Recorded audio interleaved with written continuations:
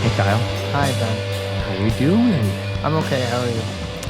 I'm doing well. I'm very stressed out, but I'm doing well. I'm really stressed out too. Yeah, my stressors currently are for good reason. Oh, okay. It's like, yeah, they're good. It's like DZ Fest. Will it happen or will it not? It's pretty terrifying for me personally.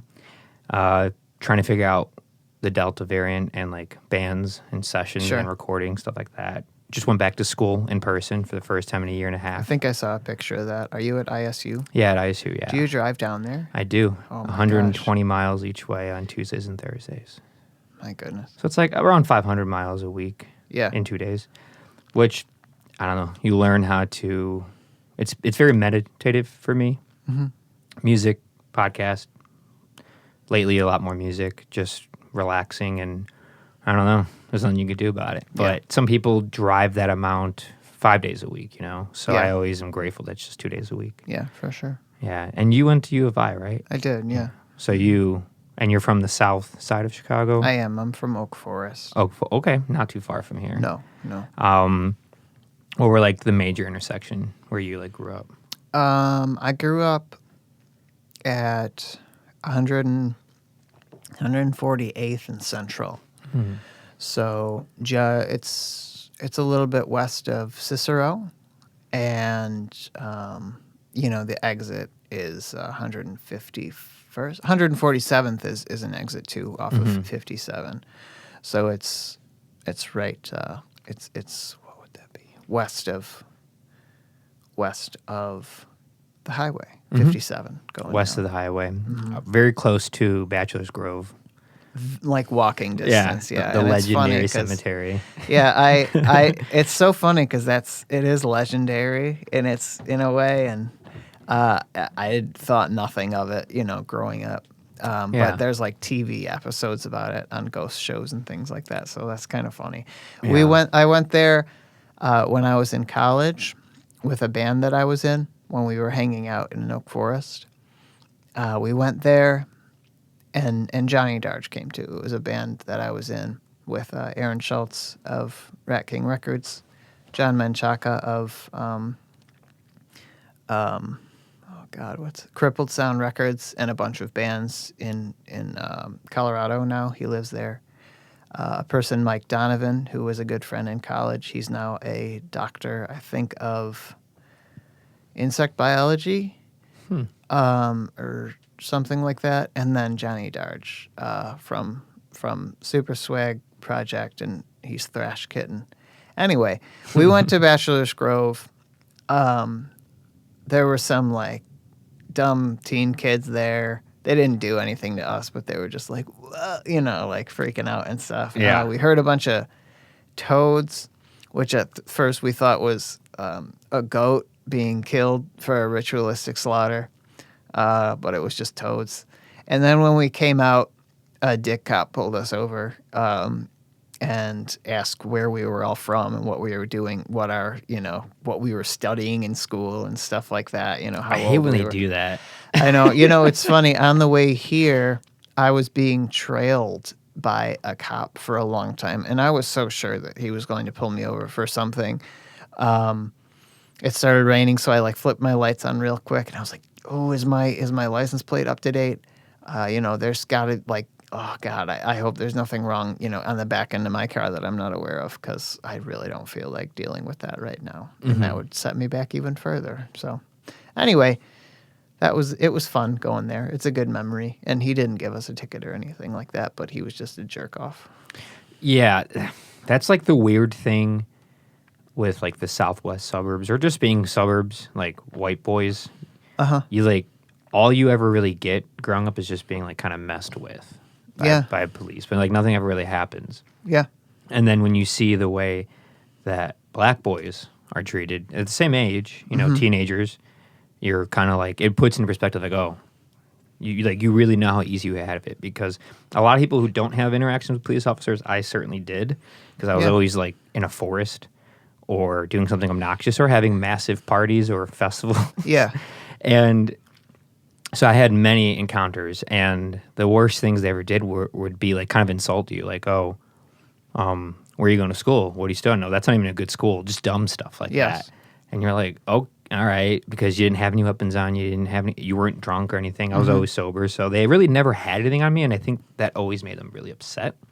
So Probably. they'd try so hard to insult me. One time we got arrested for trespassing in a forest. We were having a bonfire. I was 18 and everyone was drinking, but I didn't drink then. And the police were giving me such a hard time because they were sure I was drinking. And I told them I'd blow, and they wouldn't even let me blow. They wouldn't let me prove that I wasn't. And they kept me in the jail cell all night because they were so mad that I kept saying I wasn't until they finally let me blow, and it was 000, and they were like really mad. And then they made me like walk back to my car. Like they let me out and made me walk back to my car, which was like miles. They just treated me terribly. For what? Because I proved them wrong Yeah. right to their face, and they were just not happy about it, Stupid. Yeah, yeah. But it puts in perspective like how people of color are really treated. Any minority, it's just different. Even with age, like cutting my hair and being more groomed and wearing like nicer clothes and having a Honda Civic that's up to date, I'm treated so differently now by police officers. When I get pulled over, they let me go. They call me sir. They're nice. They don't bother me.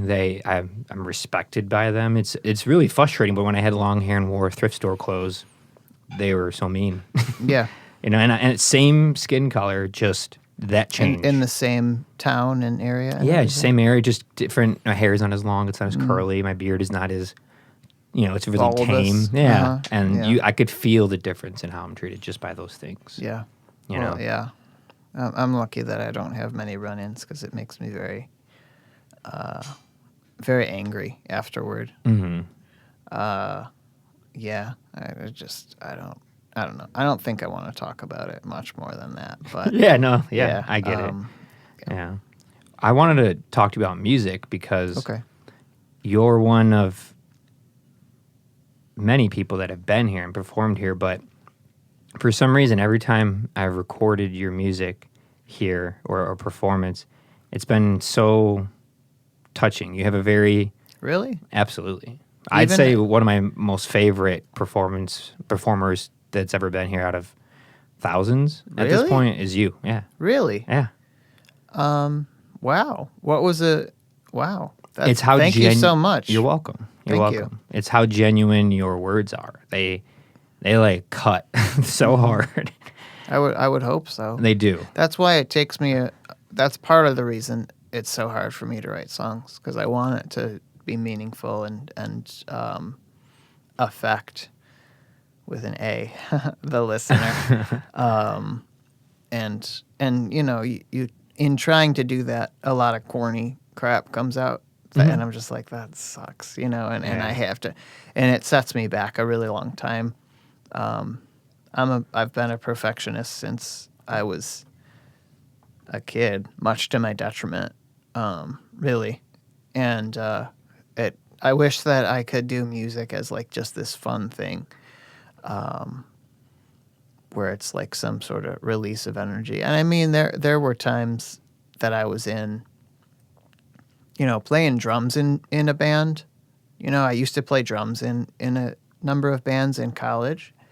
And I think for those, it was just like a fun thing. And I guess doing anything outside of being the core songwriter in a group, I feel more free to do or play whatever I want to, just whatever comes to mind and have fun with it. But when I'm doing a project like Easter or Special Death, my goodness, I get so caught up on so many little minute details, whether it be the words or the music, that it takes me so long to complete something and be happy with it. And it's no good. And it's in my professional life too.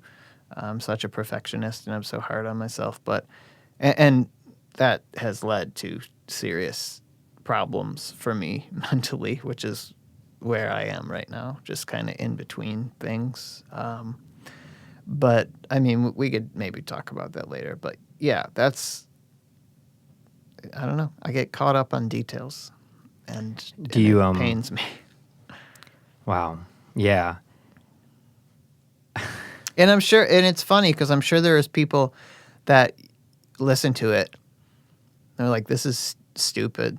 This is like corny, or this is not genuine or something. Or, You think so? yes. Have people told you that? I feel like, there have just been people at shows that are just, not interested or will, I think that might be certain people that are in touch with their emotions, Okay. in my opinion. Because I most certainly am. Because even hearing you talk about that getting stuck and then the spiral and how hard it is on yourself is making me feel a lot. I struggle with that so much every day that But you're so, sometimes I have an issue. I don't know if it's from brain radiation or something like that, but I have trouble recalling a certain word that I'm thinking of, and that's happening right now. But the word for you produce a lot, you do a lot creatively. What is that word? It doesn't matter. That's all I'm trying to productive? Well, we can say that, but no, there was another one I was trying to think of. Prolific. Oh, wow. I think that's what that word means. That's a big word. That's like a big word in the sense of not hard to say, but what it represents. Yeah. Wow. And I imagine you as that. You have this whole house dedicated to your creativity. Yeah, And that's you true. do this festival every year. There's art all over the place. You record people all the time. You do videos all the time of people, doing their music. Yeah. I don't have that focus and that creative energy. So, Yeah, thank you. That means a lot coming from you because you've been around. You've seen a lot. You've been in a lot of places. You know a lot of musicians. I've been around. You've been around, and your music means a lot to me. I mean, Thanks, Ben. I have both your white shirt and your black shirt, and I wear them both. There's Cool. The yeah. special death ones? Yeah. Nice. Yeah. Nice. I like the black one more only because I spill a lot, and I'm a very sloppy eater. too. So white just doesn't work well with me. Yeah. But thank you for saying that. That's hard to see. It's always hard to see from your own perspective. Others have to inform you on things about who you are and what you do sometimes. And I somehow always don't see that. And it hits me hard because I stress out about those things. Are they good enough? Or am I doing enough? I never feel like I'm doing enough. And perfectionism comes in many ways, many avenues. It has different levels. It's not just, it's really whatever you're doing, you want to do it at the best. It doesn't really matter how many things. It could be just writing one song or making one meal or designing a phone or being an artist or building microphones. It doesn't really matter. But to me, it might be a bunch of different stuff. But I have a very hyperactive mind. I always have. And that bites me a lot because I overwork it and then I balance it too much, or I try to balance it too much. And then I focus on every detail that's big within that, and then all the little ones in between that connect it, and it gets extremely stressful. I find myself waking up all the time in the middle of the night and having a hard time falling back asleep, stressing out about these things. And the only way to mitigate that is to have a really strict lifestyle because the stress is so high. Like fasting, working out, exerting myself so much that I almost force myself to pass out at night, Yeah. So it's very hard to do that, but I am happy. It comes with a lot of stress trying to maintain the things you enjoy in life, and to me, it's a lot of different things. It's different for everyone. Yeah. So when you said that about being a perfectionist and spiraling out, that's a very that hit me hard because I know a few people, at least people who talk about it like yourself, not many. And I see it in them, and it's sad because you see how it tears them apart. They can't detach from one incident, one thing, and it just they stay circling on it, Yeah. And I want to ask you a question. Sure. At fear of, veering off, and I don't want to make you uncomfortable, but have you ever seen a doctor about are you diagnosed as having any sort of mental health disorder? No, I mean I've never spoke to a doctor. Oh, okay. Sometimes I'm afraid to. Why are you afraid? Because I've heard my whole life, and this is not a. I'm not gloating. I've heard my whole life that I'm crazy, that I'm weird, that I'm a lot, that I'm different, that I'm something from everybody all the time, ever, every day. Okay. So that makes me think like either I'm like just different and I'm balanced and I just do my thing and I'm Ben and that's okay, or something really is wrong with me and everyone is just calling it out. I'm too afraid to find out.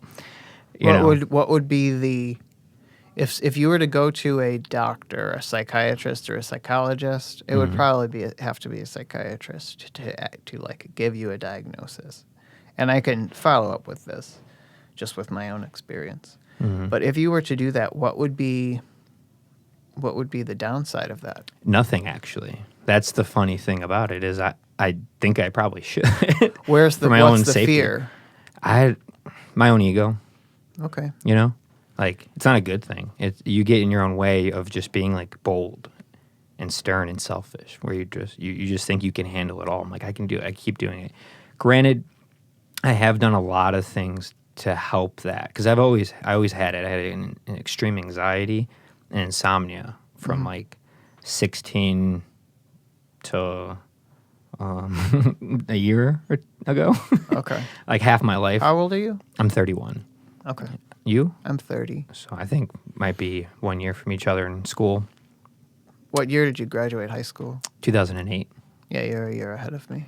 Yeah. So, but the way I fixed it was exercising every day, fasting, eating really healthy, and like being really productive and scheduled. Okay. And then the sleeping problem has pretty much gone. I mean, it hits that's me good. sometimes when I feel like extreme anxiety, but like how it would anybody if you're like something huge is going to happen, and you're just like really scared about it or worried. But other than that, which that tends to happen a lot, but in my life. But other than that, it's actually like it's gotten a lot better. But I've been thinking about it. I'm like, maybe I should just like do that. Why not? And sometimes it's sometimes you're just like, I don't know, like does insurance cover that? You're just like it's sad It to does. get any type of health care. You have to worry about like I know. insurance, I know. right? It sucks. It does suck. Prevented me from pursuing further, mental health. But it got to a point recently where I had to, go back into it. So, yeah. But yeah, I've been seeing a therapist, and I'm actually seeing a psychiatrist next week. I had to wait a few weeks because they were so booked up at the hospital that I've gone to for cancer and psychiatry in the past. I'm just curious what they'll have to say at this point because it's been a few years since I've seen someone there. Yeah.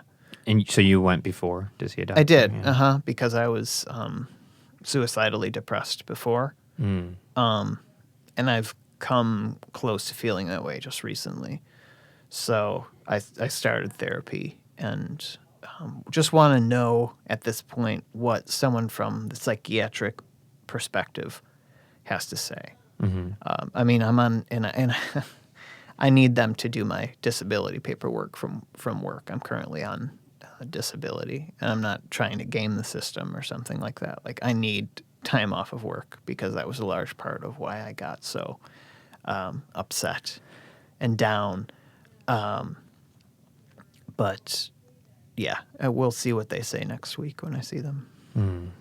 Wow. And you, so you went before it. When did you start going Well, going to whom? to see a doctor for your mental health? Oh, I've been seeing therapists since I was a kid, Oh, okay. like off and on, because I've always been depressed, anxious. Like when I was a kid, I would I was very, very, very anxious, sad, angry. I would self-harm. And I'm talking like elementary school aged. And so, my mom didn't know what the heck was going on. So I remember going to therapists off and on growing up. And then after college, after cancer, kind of shook the world for me. I started going to a psychologist and went to see a psychiatrist because I was curious how they would diagnose me. Because I thought that I might have obsessive compulsive disorder. They told me that I just am obsessive, but I don't have the compulsions. What is the difference? And I'm not a psychiatrist, so I apologize if someone listens to this and they have OCD and they're like, "You're wrong, you asshole." But I think that to be obsessive is not actually a diagnosis. It's just you have obsessive thoughts. To be obsessive compulsive, however, is you have obsessive thoughts and you need a physical or vocal compulsion, which to you relieves that obsessive feeling. I was just obsessing over the same thoughts over and over again. Really awful thoughts, really, really painful thoughts that I did not want to be having. And I thought made me a sick person that I was having them. The more I looked into it, when you're obsessive like that, your brain finds sort of the thoughts, or let's just say the thoughts or ideas that you find to be most painful or repulsive, and it plays them on loop and on repeat. And if you try and find a way away from them, that kind of just makes it harder. They just keep coming back over and over again. And I was in this loop, and I was feeling like I just didn't want to be alive anymore. So I knew that I needed to see someone. When you find yourself on a suicide helpline online or on the phone, you need to do something. So that's when I did something. How old were you? 21, I think. And then now I'm 30, and I'm not in the same place. I don't have obsessions anymore or obsessive thoughts, but I was feeling like, lots of things about myself. Yeah. Complete lack of value in myself, complete lack of hope for the future. And these are still thoughts that pop up, because this was just 2 weeks ago. But those have always popped up in your mind when you get to those places. Yeah, and it can just happen so quick. Like yesterday, I've been doing pretty okay, off and on recently. But yesterday, there just came a point where I felt so bad, and I just started bawling my eyes out. And I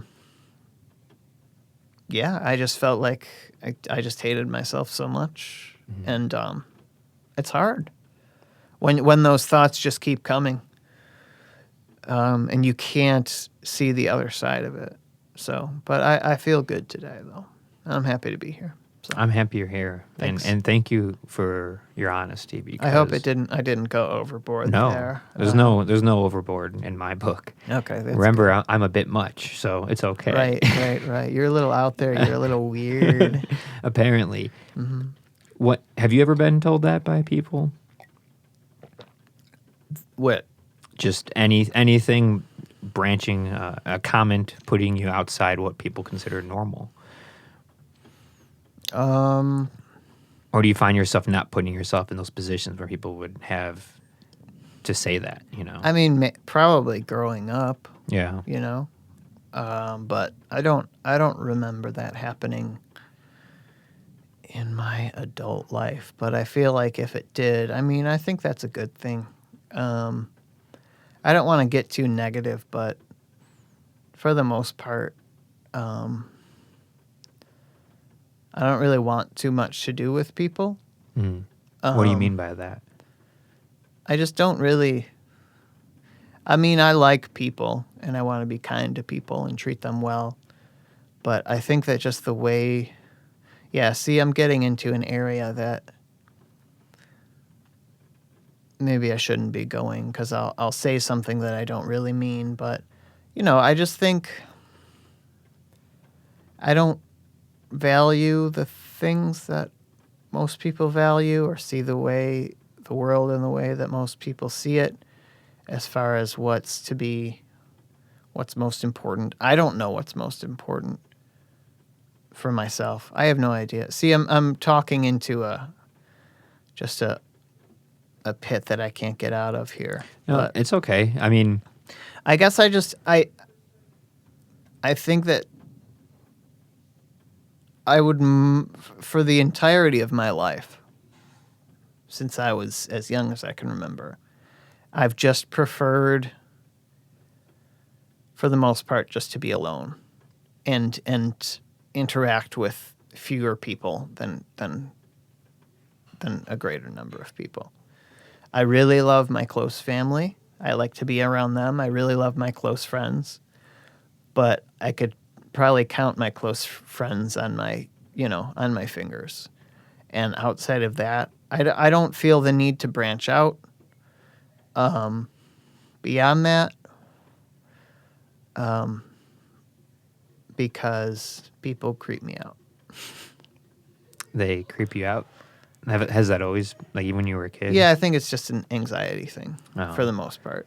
Feeling maybe like you don't know, would it be, for example, like you don't know the right thing to say or do, how to connect, Yeah. maybe feel anxious? Or just values are different or something like that, and we're not going to click or something. I don't know. I don't know. It's my problem. It's not theirs. I know that that's it. It's not like I dislike them because they're bad or something. I don't know. I have hang-ups. I don't. It's something I don't understand completely, and maybe it's something that I've told myself for so long, and I think it's true, and maybe it's not really true. Maybe I do. I want the best for people. Like, I like in my work when I'm helping people and making them feel better. I love that I can do music and that makes people feel better. But it's always been the most important thing for me that in doing music, and this is probably a music podcast. It's just any type of anything. podcast. Yeah. Well, in doing music, the most important thing has always been using it as a tool to get closer to the people that I'm friends with and my family and stuff. Yeah. You know? Yeah. Yeah. I do know. Yeah. Hold on. Collecting my thoughts. Sure. You had me thinking very hard. Okay. A lot of what you're saying it hits close to home because having a lot of, first of all, starting off having a big foundation here and being here my whole life and going back in time, 3 generations in this home, you meet a lot of people. You have a lot of deep-rooted friends, family, and it's very large. And then it expanded with the DIY scene and everything else. So with that, you meet a lot of people, and you have I meet a lot of people and have a lot of conversations. I'm a very curious person by nature, and I don't know what it is, but people tend to tell me things, and I realize how much mental health is just screaming across so many people, especially those who put themselves out there in a creative way. And you realize that it's very abundant in the DIY community. And I think what makes it almost worse in like the arts, because it's people trying to truly express themselves, like be who they are. And then it might not be working too well or get the right validation, or they can't find a way to make who they are fit in this world. And that is absolutely soul crushing. You know, and I deal with that every day, but not in a negative way, because it still works, but I deal with the fact that, like, how long can it work? Like, COVID made it really clear how long it could work. It could just stop, like it did. And that's when I started walking and, like, really working on myself and reflecting, talking to people, like, having so many conversations. It's what made me want to really do, like, this podcast even more, was learning that you can gain a lot of wisdom and knowledge by just talking to someone and listening, wearing these headphones and just, like, listening to them, talking to them. And people just say so much when they're in your spot, like you have right now. And I gain a lot of insight from it. And I realized that mental health is so serious and it's so real and it's such a problem. Not saying it's like you have a problem if you have What the different. hell, Ben? Yeah, right. But I'm saying like it's a problem that it gets ignored and becomes a bigger issue than it should be. Yeah. And I've ignored my issues. There have been periods of my life where I could be doing things and I ignore them because I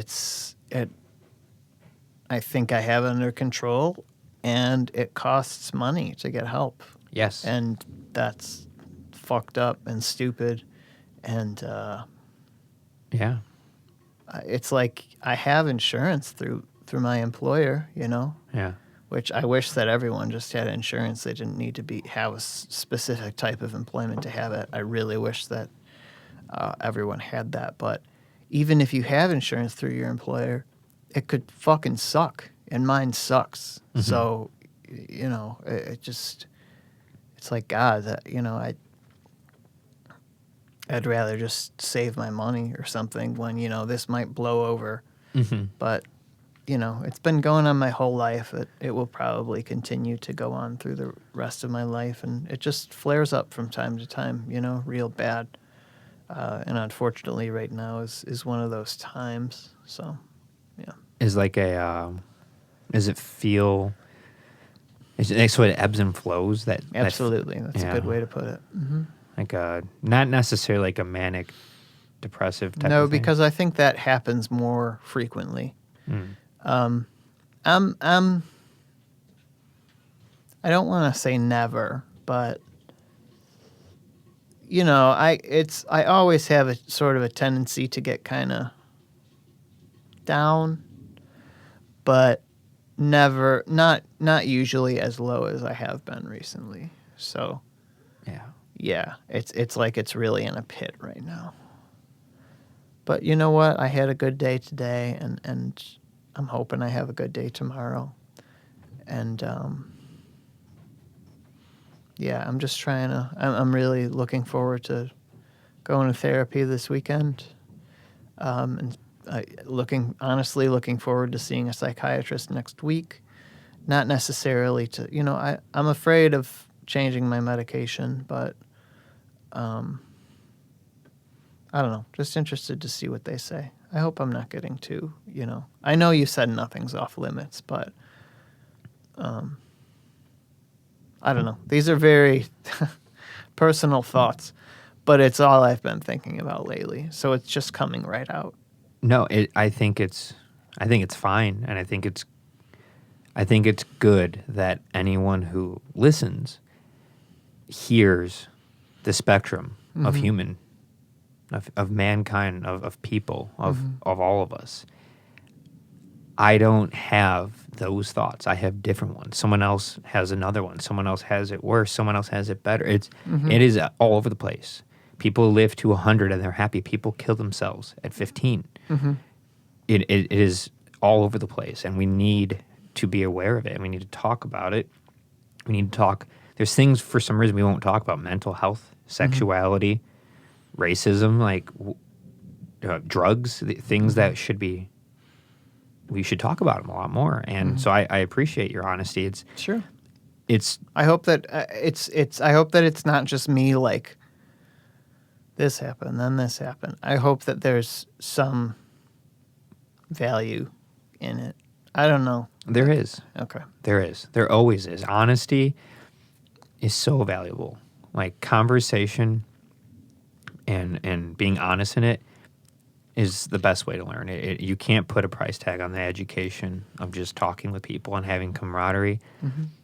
We're very social creatures, and to not talk about it, to just sweep it under the rug is the wrong thing to do, and it's what most people do. I'm grateful that people on that side of the table are very honest, and I've had a few people talk about mental health, but the way you're speaking about it, it's very transparent, and I can even see it in your face. How much it's a part of your life, and how much you have to think about it and navigate it. Sure. And it hurts. It hurts me because I care for people. The thing that makes me the saddest in this world isn't really what's within my mind. It's knowing that other minds are suffering. And that's always what brings me pain. That's what I wake up for. It's always for somebody else, you know? I'm sorry, Ben.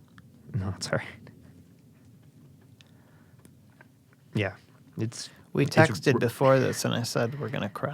Yeah, I And said. I was like, "Yeah, I'm just gonna come over and cry," and you said you would cry with me. So Yeah. here we are, bud. I have no problem crying. I'm too old to care, and I've suffered too much.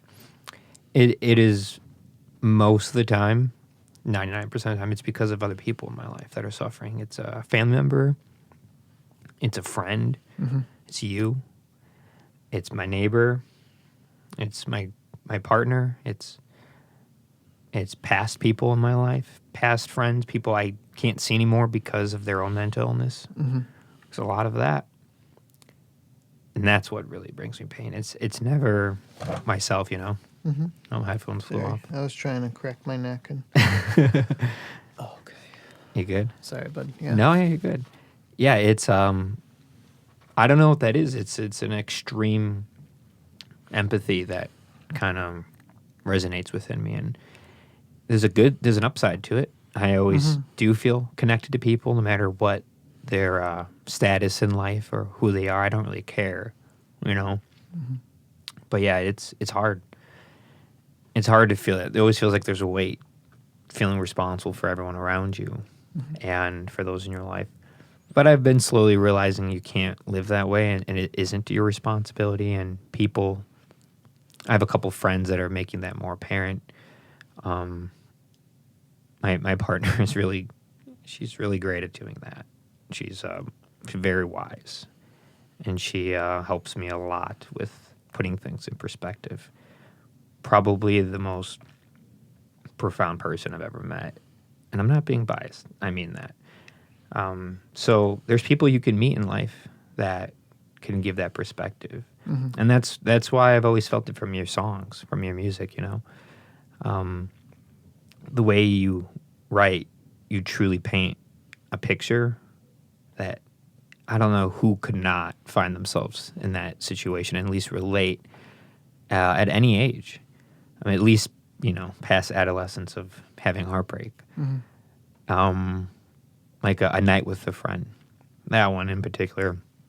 I remember recording that and filming that at one of the intimate evenings we had here. And I remember holding the camera lens. I was underneath you filming up and looking through the camera and listening to what you're saying because it gets really quiet before Molly and Julia come in. And I remember saying, like, this might be the most real and beautiful thing I've ever captured out of everything I've ever captured. Wow. Thank you very much, Ben. You're welcome. That's incredible. That's such an extraordinary compliment to receive, so thank you very much.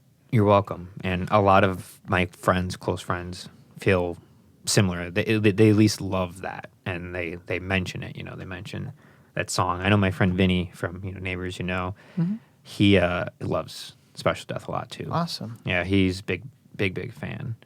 And that song in particular. But yeah, I always really love the way you paint the world with it's very sincere. Even the timbre of your voice, it's very real.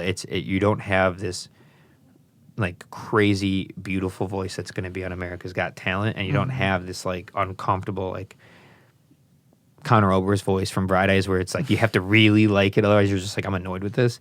You're in this beautiful place. Good. You're in this beautiful place that hovers. Like I think anyone should enjoy it, but I know why some people wouldn't. It's not typical music. It's not on the nose. Yeah. You know, you gotta feel. You gotta think a little bit sometimes, and that's my opinion on it. That's cool. I'm happy to hear that. Yeah. I'm not arguing. It's just not something that I had heard before. So that's cool to hear. Yeah.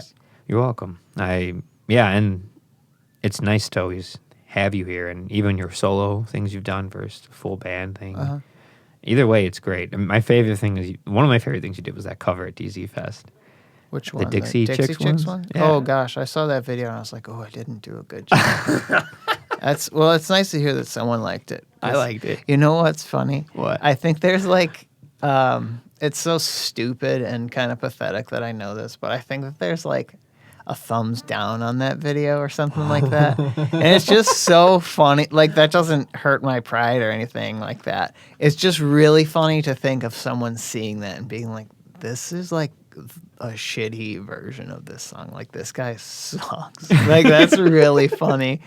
And there's like a mistake in there. It's like I make a mistake. See, this is me being, kind of obsessive about the music stuff that I do. But like the song, that was a long video. What, 5 minutes? I don't know. You make one mistake, that's a moment in time versus all the other moments in time that are encompassed in that video. Mm-hmm. And the time it took for you to learn it and play guitar, the fact that you went to the fest and played, like, that I know exactly what you mean because I do the same thing. Mm-hmm. There's always that one person. I was just complaining about this the other night. There's always like one person who like jabs at you, like a comment on something, you post something, you get 150 this, but then one bad, and you're like, why does that matter? It's fun though, and if everyone likes what you're doing, you're not doing something good. You're not doing something valuable. I agree. I'm not saying that my cover of a Dixie Chicks song, which is a cover, it's a cover of a cover. I'm not saying that has inherent artistic value or adds anything to the world. The world would be perfectly fine if that video didn't exist. I'm not saying that that's like, I'm doing something good here.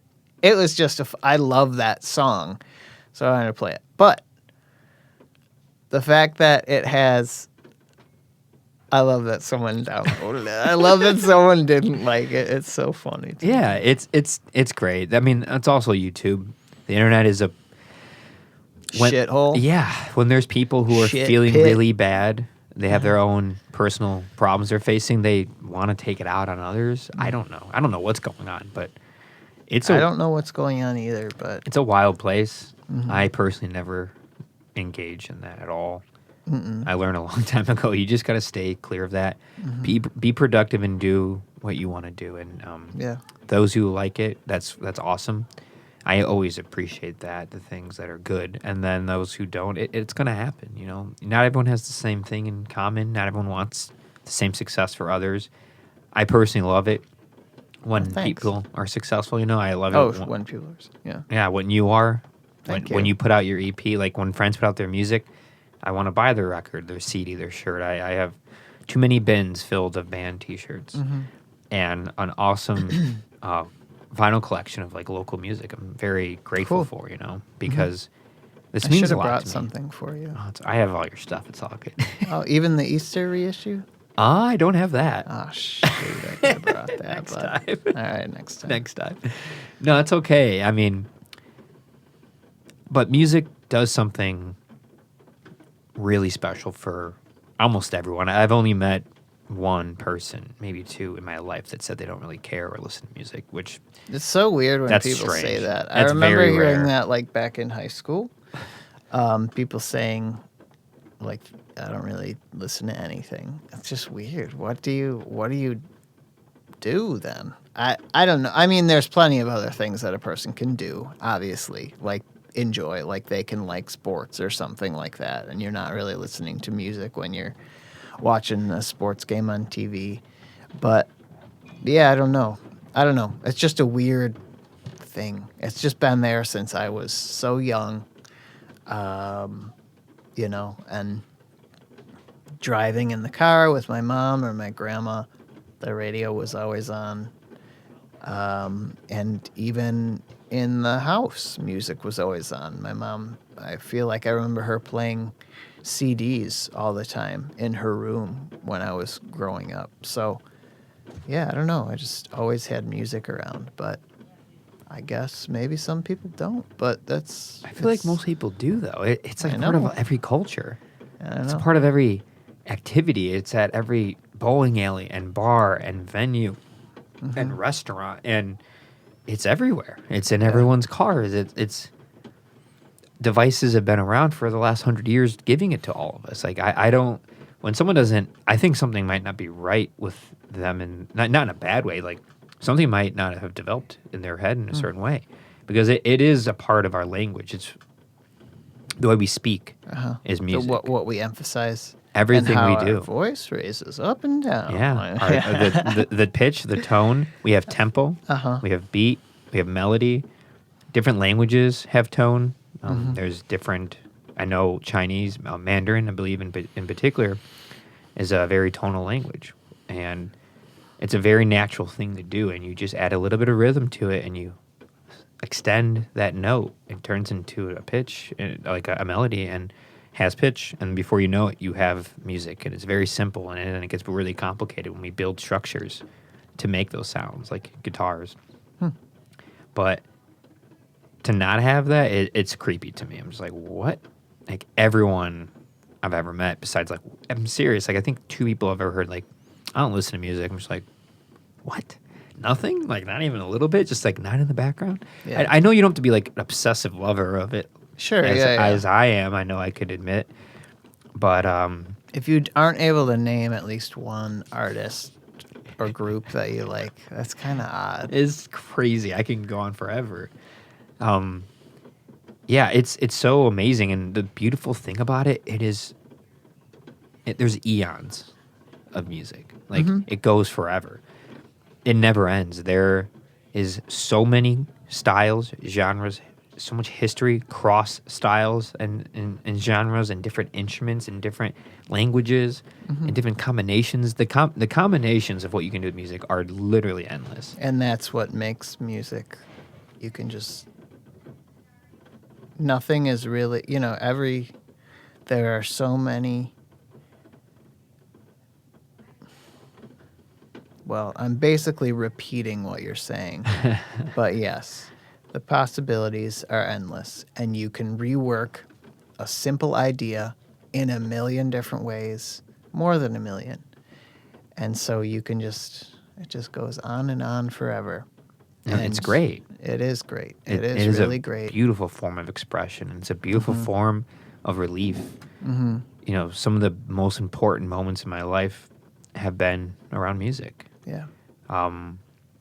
Me too. Right? Me too, like your first song, maybe you played in front of people. Like, when was the first time you played a song in front of a crowd? I think, well, of my own music, it was probably when I was just finished, or was a freshman in high school, I think.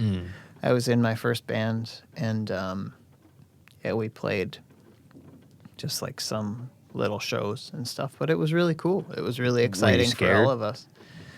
Probably. Yeah, probably. But yeah, I'm sure I was. Do you get nervous now? Sorry to cut you off. No, I don't get nervous now. I don't either. I mean, I take that back. I don't get nervous in the sense where you're like, you psych yourself out of even wanting to do it. Like, I'll still do it. And there's just a sense of just like, okay, like, I don't really want to mess up. I want to get this right, but it's not like debilitating. It's not the kind of nervous where you're like psych yourself, like, I can't do it. I don't know what to do. I'm afraid to get up there. It's like, okay, it's gonna happen. Here we go again in front of people. It's not a big deal. Like, I know I get nervous because I have to say a bunch of things to get through it. Like, nobody actually cares. Everyone's here to see the collective of the band. You're just an element of it. Everything you do, they think is intentional. Like, all these things, I tell myself. It's what I tell bands when they come down to do sessions and record, when they're nervous, when they're afraid. I walk them through everything, and I do it to myself. So that's what, like, I always do it, and it doesn't really bother me. And once you're up there, you're up there. But usually when I play alone, I get nervous. If I play, like, reading poetry alone, I get nervous. Playing guitar alone, I get nervous. Things like that. But when I have a crew, I don't get nervous at all. Yeah. It's definitely a different feeling. Yeah. Being alone or, playing in a band of people, certainly. I could see why you'd get less nervous. You sing, which is a whole other thing, and you have played alone. You don't ever sing? No. I can kind of sing, but I don't really do it. It's not where I feel strong musically. And I'm aware of that, unfortunately. If I wasn't so aware of everything it is to make a sound, then I probably wouldn't be in my head about it. But I want to work on singing, and I was actually thinking about taking vocal lessons just to like, Probably be interesting. yeah, to like fast track the process. Yeah, I don't know. I get really in my head about it. Maybe that's probably something I'm nervous about. But to play like guitar in a band, I don't get nervous at all. I actually feel very liberated and like free to Because do you that. shred. I don't know what I do. I play the guitar. I like to play the thing for what it is, not just put my fingers on strings. You know, I like to just have fun with it and dive into it, and not just keep it.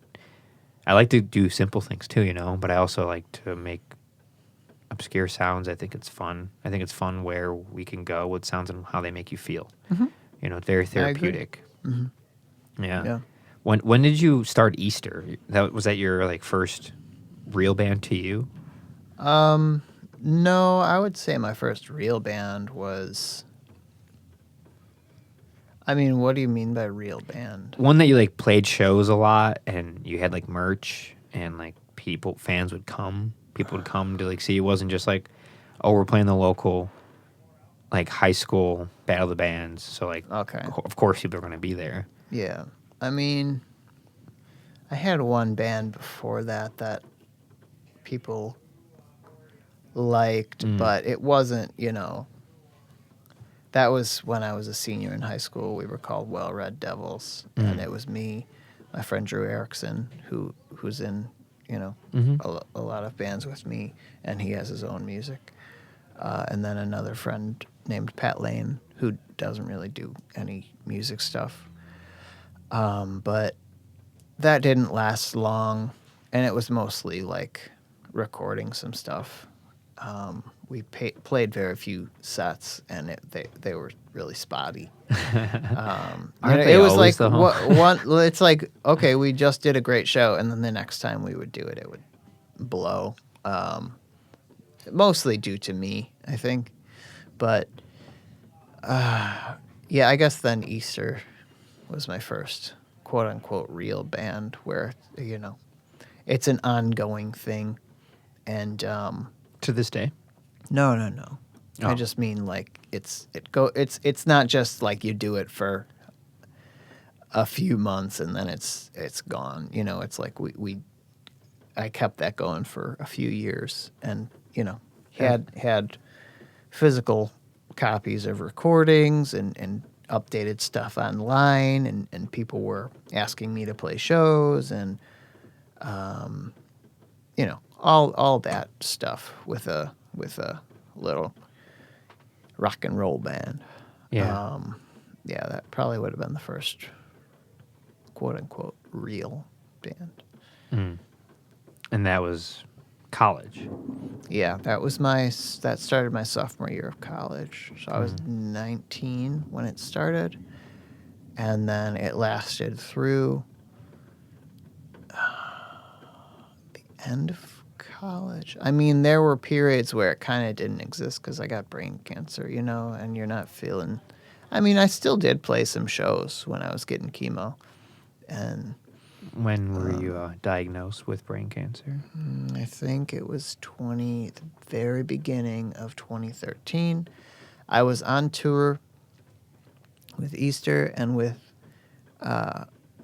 Cowabunga Kid, my friend Aaron Schultz, Camila Glovaki, and John Menchaca, who, two of them, I believe I mentioned earlier. I played in a punk band with them and went to Bachelor's Grove with them.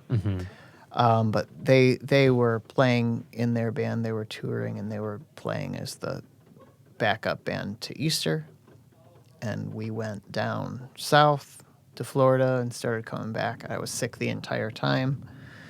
And then when I got close to home, my mom came down to St. Louis and picked me up, and drove me home, and I got diagnosed. So you just felt sick? There were, I was vomiting. I had incredible headaches. I had double vision, or diplopia, which I still have to this day. After I underwent surgery to remove the tumor, there was some damage to my occipital lobe. I still have scars there, which my seizures seem to be centered around. I still have seizures, focal seizures, which cause me sort of like these terrible flickering blind spots and psychedelic colors in my vision that blind me, like make me half blind. That's just leftovers from that scarring done on my brain. But Where yeah, did they cut your head from? in the back, How big? I don't know. They took out a piece of my brain and then went between the lobes to get to the tumor, which was in the center, right around the pineal area. Mm-hmm. And it wasn't attached to the pineal gland or anything, but it was right it's in a sort of a little cavity there, and they went in and they pulled it out. Chemotherapy shrunk it quite a bit, so that's good, because I don't know for certain, but it probably would have been more dangerous if the tumor was larger, like as it was when I started chemotherapy. It shrunk down from like 3 inches around to like a 1 inch around or something like that. That's so big. Yeah, thinking about just how tiny your brain is, I know it's like this, like that, like your fists. Yeah, that's what I've heard. 3 inches, that's a lot of fucking pressure right in the center no there. No wonder you were feeling terrible. Yeah, and it was actually, I apologize to my friends that have heard this story a million times, but it was actually blocking flow of cerebrospinal fluid from the brain down into the spine. So the bad headaches I was getting was just water building up, hydrocephalus, just water building up in my skull and like pushing against my skull. Oh my god! Because the water wasn't flowing. I mean, it's basically water. It's cerebrospinal fluid, but it's I think it's mostly composed of water. But funny story. When I first went into the hospital to relieve that pressure, they put a little tube in the top of my head, like a plastic tube. I don't know. I think they cut my head open, and your skull is actually a joint. It's little pieces that are sort of fused together in those. Do you know this? Yeah. I want you to keep going. We have a lot of similarities. Really? Yes. Yeah, so it fuses together as you grow. Mm-hmm. It's really a joint of. So they stuffed the little tube in between the joints out the top of my head, and I had this tube coming out of my head, and it was just draining into a little bag that I had beside me. Oh, and when I first started to walk, I was just like walking down the hallway with a nurse and just had this bag of brain juice like hanging. That's an awesome band name, Bag of Brain Juice. Bag of Brain Juice. Punk band for We're sure. Bag of Brain Juice. Fuck yeah. And then the album cover is literally you holding a bag of brain juice, like the tube coming out with like the gown on, Yeah, and I have this memory of speaking to the nurse, and she was like, "Yeah, I don't know if this was really for me. Like, I don't know. I hope she figured out something." For like you freaked her out, huh? No, it wasn't me. Oh. I think she really enjoyed having me as a patient.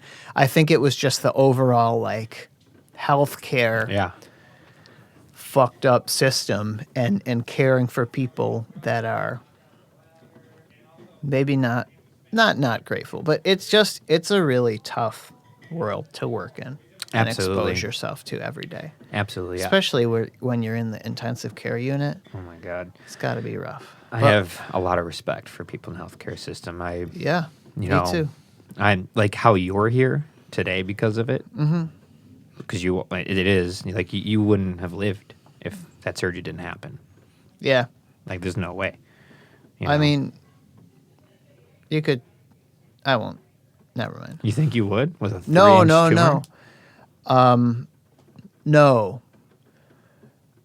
No. I don't know. It's just something really depressing that I'm not going to say. Oh, okay. What were you going to say about the skull? Oh, I mean, completely different reasoning for having my brain exposed and my head cut open as a baby when I was 9 months old. My soft spots, the plates on your head, fused and closed up too young at 9 months. Well, the brain was still like growing and developing. Yeah. So I would have died, and my brain would have been squished. Eventually, I would have died. But what happens before you die, which is terrible, but this is what I've been told, that the brain will start to go down like the neck a little bit, Okay. and it'll start like you'll start becoming more like a hunchback, and you'll start pushing your spine, and you'll get deformed, and like parts of your head and stuff will start The shaping. brain is enough. It can cause Apparently, deformations. apparently I think it it's can- so soft and squishy that it wouldn't be able That's to what do I've been that, but told, but I don't know. I think it's because it happens so young when your body is growing, So mushy. so mushy, and still like growing. That mushy young body. You got that mushy young body, and it's growing, so it has the opportunity Sure. to be pushed To around. be shaped and okay. Yeah, probably not to the point where it's like a big difference, but enough to where you will eventually die, And if you don't die, which I don't know how you wouldn't, the problems you would have would be so bad that you might be better off dead. Yeah, the brain should not be messed with like that. So, yeah, I when I was 9 months old, I had this reconstructive head surgery, plagiocephaly surgery, I believe the name of it is, and they sliced up from ear to ear. Plagio. Do you know what that means? That's got to be Greek, right? Greek, Latin, it's always one of those two Plagio. things. I don't know. Yeah. Because hydrocephalus, water on the brain. Yeah. Plagio. It doesn't matter. I can look it up. Sure, yeah. I'm curious what plagio means. Plagio.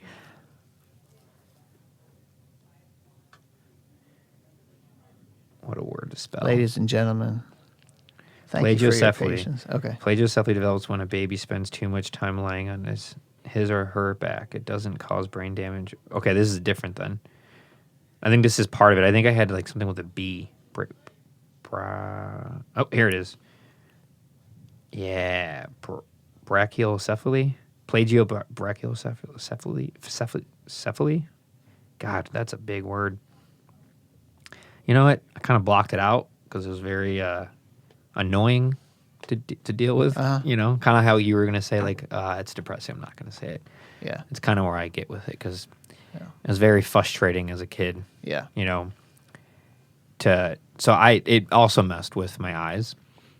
I messed with a lot of things, but I have these weird bumps on my head, dents. My skull kind of cracks I here. have dents and scars and things like that. Yeah, the in scar. a number of places. All Yeah. that stuff. The face is even asymmetrical. It's all kind of wacky. My forehead's kind of goofy as far as like the shape of it. I haven't noticed. Well, I do a think good you're job. handsome. Thank you. You're welcome. I appreciate that. That's always nice to hear. Yeah, you just learn to live. What is your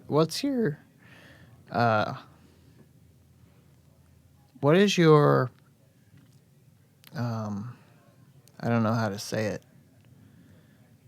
What country are your descendants from? What ethnicity am I? Is it ethnicity? Is that what that is? That would be, I believe so. Wouldn't ethnicity just be white? Well, so technically, so I'm half Mexican, and then the other half is mostly European, and it's like 20% English, 20% Polish with a little. This is from 23andMe, dash of Ashkenazi Jew within that Polish. Okay. And then 20% like broadly Northern European. Not 20, like 10%. So there's like that 50, and then the other half is Mexican, which really breaks down to like a lot of Spanish and then some Native American from Mexico. Do you speak any Spanish? I don't. My dad is fluent, but he never taught me. He was part of that assimilate generation. We're American now. Yep. So, which sucks a lot, and I think about it all the time, like how easy it would have been, but whatever. Yeah. I've been meaning to learn it. I try. I'm lacking in it. That's my last thing. Everything I've been wanting to do, I've been doing, and that's my last thing to do on the bucket list. Gotcha. Yeah, so And then you can just off yourself, right? Once you're fluent, you can just goodbye. yeah, back to brains. Uh-huh. It's where the fun joke of the name of this podcast comes from, because well, for you and I, we both have had our brains bent, and which is you're the first person I've ever met that I could say that about. So it's nice. Hey, It's cheers. I'm really grateful that we have that in common. Yeah. And then another interesting thing is, I wore an eye patch from 5 to 10. Oh, that's right. Yeah. Yeah, You were saying so- that before we started. And you wear one, and you have scars on your head, and I do, and our reasons are different, but the fact that we both have that is very interesting and not very common. No. When did you start having to wear an eye patch? Well, it was after the surgery. I had diplopia after the surgery as well. It's funny. I had it leading up to finding out that I had cancer, and at the start. Once I got chemotherapy and the tumor began to shrink, it went away. It resolved itself. I'm assuming because there was less pressure on the occipital lobe. Mm-hmm. And then when they went there to cut the fucker out and they put some scars on my brain, I woke up with double vision again. So it is what it is. Yeah. I'm alive. I just got to deal with it. It doesn't bother me. Yeah. And I don't know. You get It's- used to it. It's a part Oh, of yeah. living. I'm totally used to it. Do you have a sense of like being grateful that you're alive? So anything else is just like it is what it is. I have a hard time feeling that a lot of the time. Do you think that's the depression Yeah. combating that feeling? Yeah. Yeah. Yeah. And I think that's where I'm me, where I don't, I truly believe I don't have the same type of depression I hear people talk about, because when I hear people talk about it, I go, I don't feel that. Like there's no way. So I always have that like optimistic feeling of like, man, I'm grateful to be alive, because if I was born in a different time, if the doctors weren't at University of Chicago and Yeah. available to save my life, I wouldn't be here. No, I definitely felt the same way during and after, Yeah. mostly during. It's like, wow, this is amazing that I'm receiving the treatment that I need, and that, there are ways to deal with this thing in my brain. Like, I would be dead if this was, any other period of time, perhaps even 20 or 30 years earlier, Yeah. Yeah. And just given the fact that I was receiving chemotherapy and the surgery was, well, no, I don't think the surgery was robotic. I think that doctor went in there with his gentle hands and pulled that tumor Isn't that out, amazing? plucked it out. Like, imagine being that person. I can't. Oh my God. I can't. Like my mom and dad describe the surgery when they can. My mom, I try not to ask my mom about it a lot. She gets pretty sad. But Oh, okay. when she does talk about it, she always says like it was 14 hours. And she just like was like, yeah, we waited in the waiting room for 14 hours, not knowing the outcome.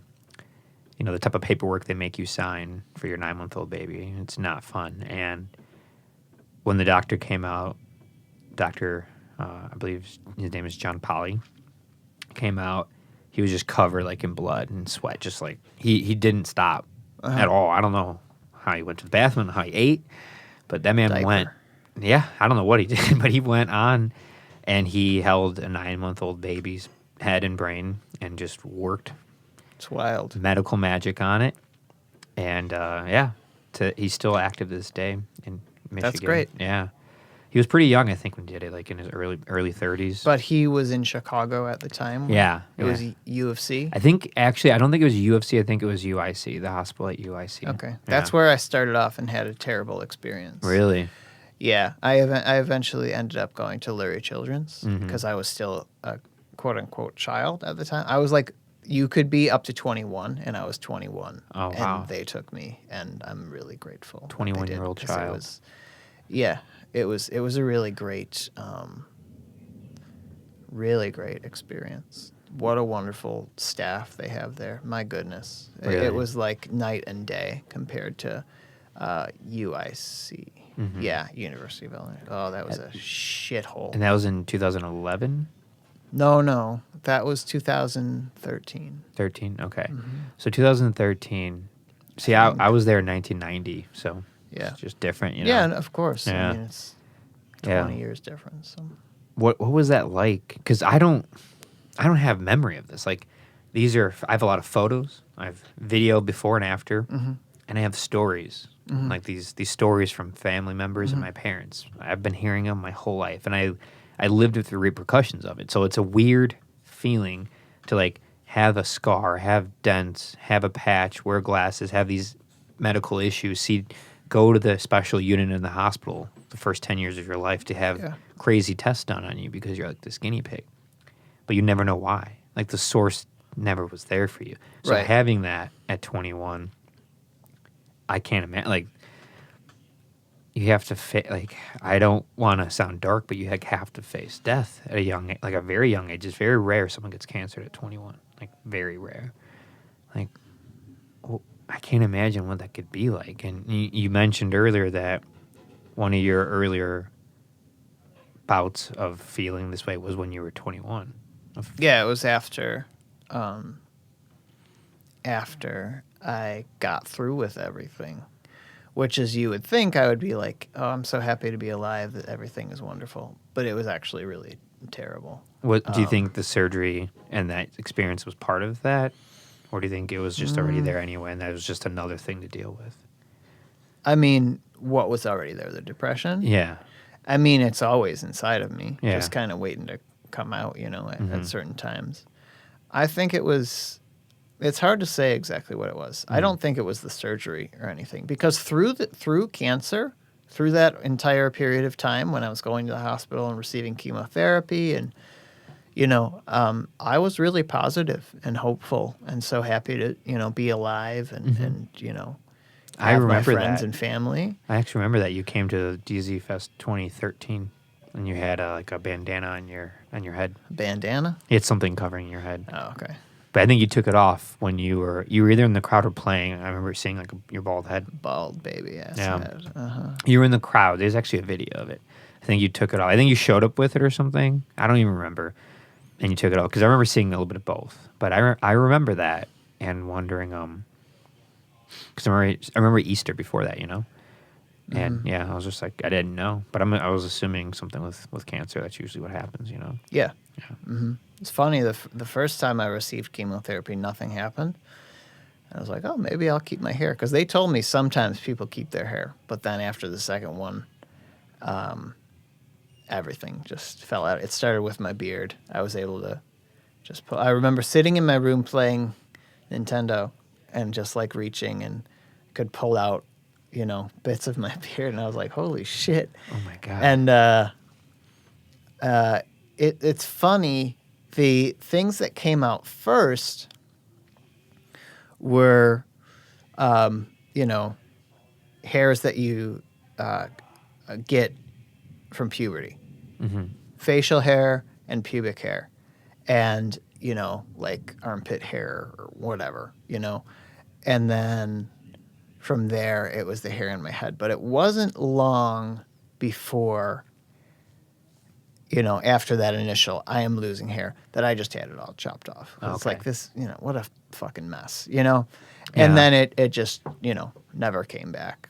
Certain things like my arms and stuff, I think some stuff's just stuck around in a very light way.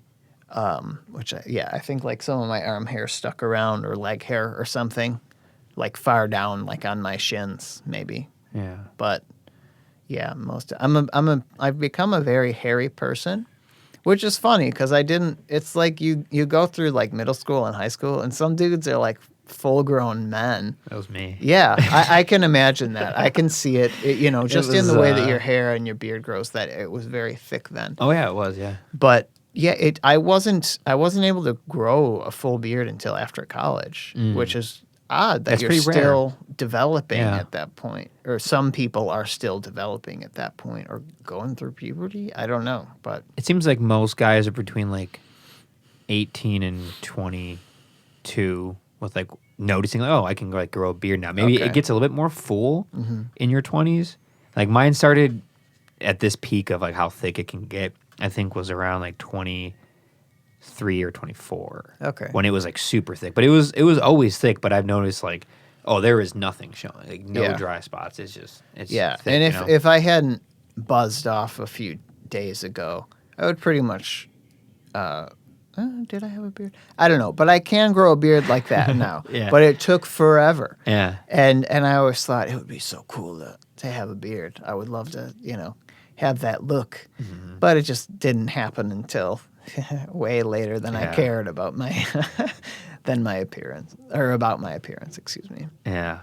Have you ever cared about your appearance as a man, as a person? As a man, like as being just manly, a human being, you know? I mean, in a very slight way, but mostly no.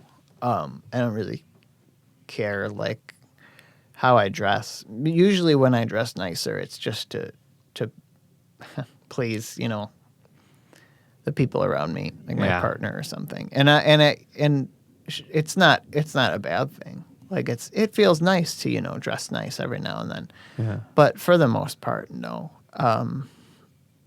No. I was really fat when I was younger. Like I weighed more when I was like probably even like 11 or 12 than I do now. Really? Which is wild to think Whoa, about. yeah. Yeah. Like I was really heavy.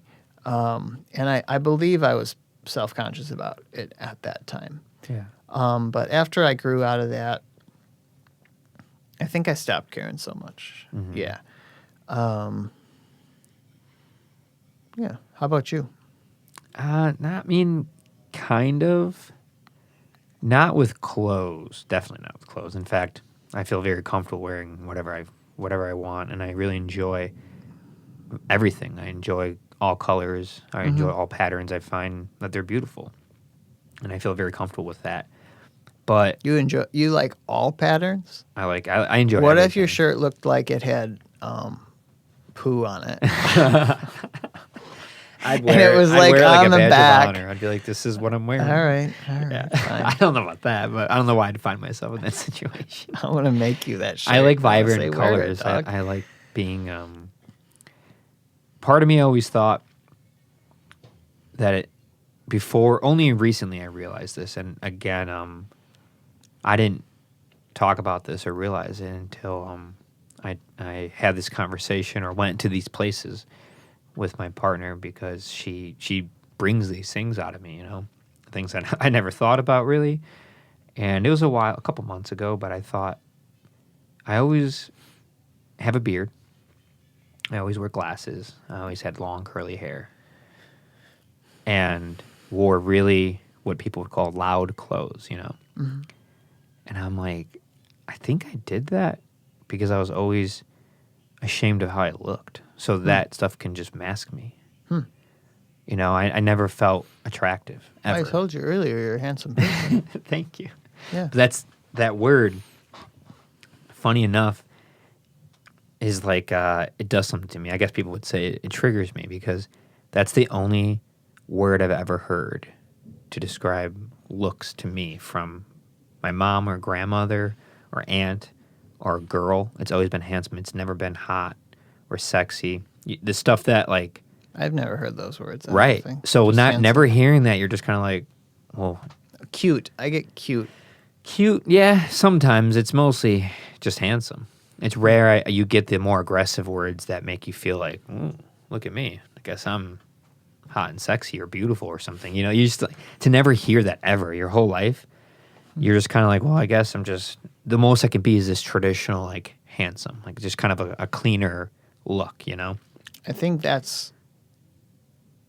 for me, that's what I would aim for. Right. Well, I realize now that, like, I actually am okay with that. But there was a time there where you're just trying to figure yourself out, like Sure. high school. And you just want to be sexy. You want to hear something. You wanna be hot. You want to hear something because you never hear it. You're just like, does anybody think anything of me? Like, you never hear any words of besides like the other words. You're weird. You're a goofball. You're strange. You're a bum. Like everything but like a nice word that makes you go like, oh wow, someone thinks that about me. That means it doesn't carry a lot of weight, but it's what the gesture sometimes can represent. That's all, But now, I mean, I've learned that I don't actually care about that now. But I think I started being myself with the clothes and wearing interesting things like that, and growing out the beard because I felt comfortable with just expressing myself, and that's a way I express myself. And I do it all the time, even being open, like right now is a way I express myself, playing music, the shows, the recordings, all those types of things. It's just a way of expressing myself and helping others do the same. I really like that. So I'm okay with who I am and how I look.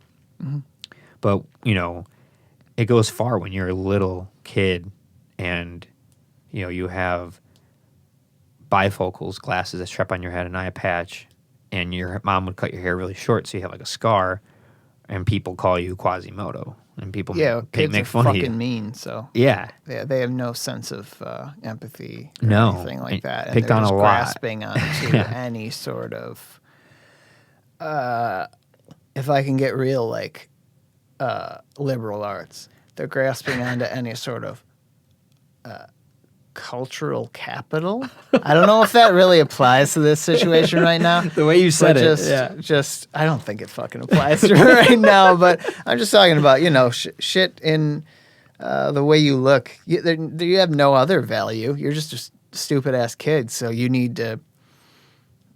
I don't know. You have to resort to your looks. Yeah. Rely on your looks to That's all you not have. Smart. You have you no don't merit have money yet. to fucking. You have nothing to flaunt show for around. yourself.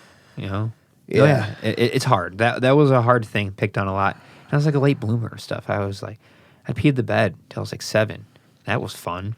And just stuff like that. Where you're just kind of you feel behind, having a reading disability, having a speech impediment. I mean, all these types of things. And I think my parents were saints about it. That's for sure. But what it really did for me was help me to be patient and empathize with people around me, and to never make fun of anybody, and to try to look beyond physical appearances always with anybody. It doesn't really matter. And that's why I think it's great when people express themselves. I don't care how somebody looks at all. The way I feel about friends is because of who they are as people. The way I feel about you. For me, it's just looks. I choose my friends based on their physical appearance Some and people the amount do. of money in their Some bank people do. accounts. They pick it on looks and money. Some people pick partners that way. I don't do feel that that too. way. I don't feel that Friends way. and partners. It's great when you're attracted to someone. It is. But my God, is it so much more attractive when you're attractive to their mind, to who they are inside. You always hear that, but when you're 15, you're like, yeah, but like she's hot, or like that person's cute. But you don't understand people yet. You haven't lived long enough to understand how important that feeling really is when you are in love with someone's mind. And that's it. And everything else is just a plus. Everything else is just who they are, but that's not the point. See, I find I'm attracted to both the physical and mental and emotional aspects of my partner. So I need to ditch her and find someone that's just incredibly ugly. But I like their other parts, So, Well, that's the because thing, then I'll though, know it's like- true love, Of course I love the physical part. I'm a human being. I'm a human being. I'm a man. Like, of course I do like the physical part, but it just is absolutely blown up and enhanced by the feeling I have for the other things. It goes like through the roof. Yeah. Like that's the only difference. Like I will never lie about that, but it's almost like implied. It's like, of course I feel that way. Of course that's what I love. But it starts from like their soul, their mind, their abilities, who they are as a person, their love they have for other people. Like that's the stuff that you're like, that's what matters. That's what makes a good friend. It's what makes a good partner. It's what makes a good relationship. A husband or a wife or a partner. That's what it is. When you don't have those things, like then what? What happens when you're 35 or 40 and you're just like, oh, she was hot, but it's like, that's cool, but what about how she thinks or what she does with her life or her career or her hobbies or her passion for her family or her kids or her friends or her parents. How does she treat them? Like the look thing it's a very big problem that we have as people. And it makes sense. It's how you first interact with someone. It's how you first want to mate. You just you see how they look. Like you don't know them yet.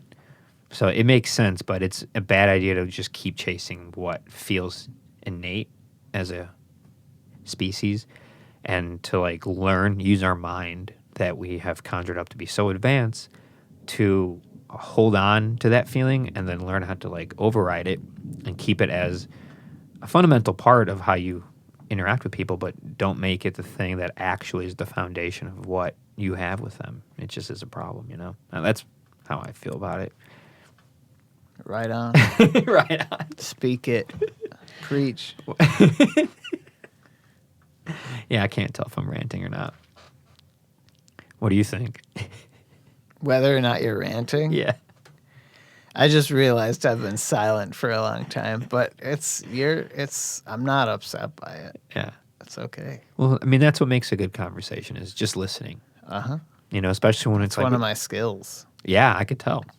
I could tell you're present. I that's what I enjoy about it because this has helped me to be a better listener, to sit here and take in what you say, It hits really hard and it makes feeling a lot of different emotions much easier when you actually listen.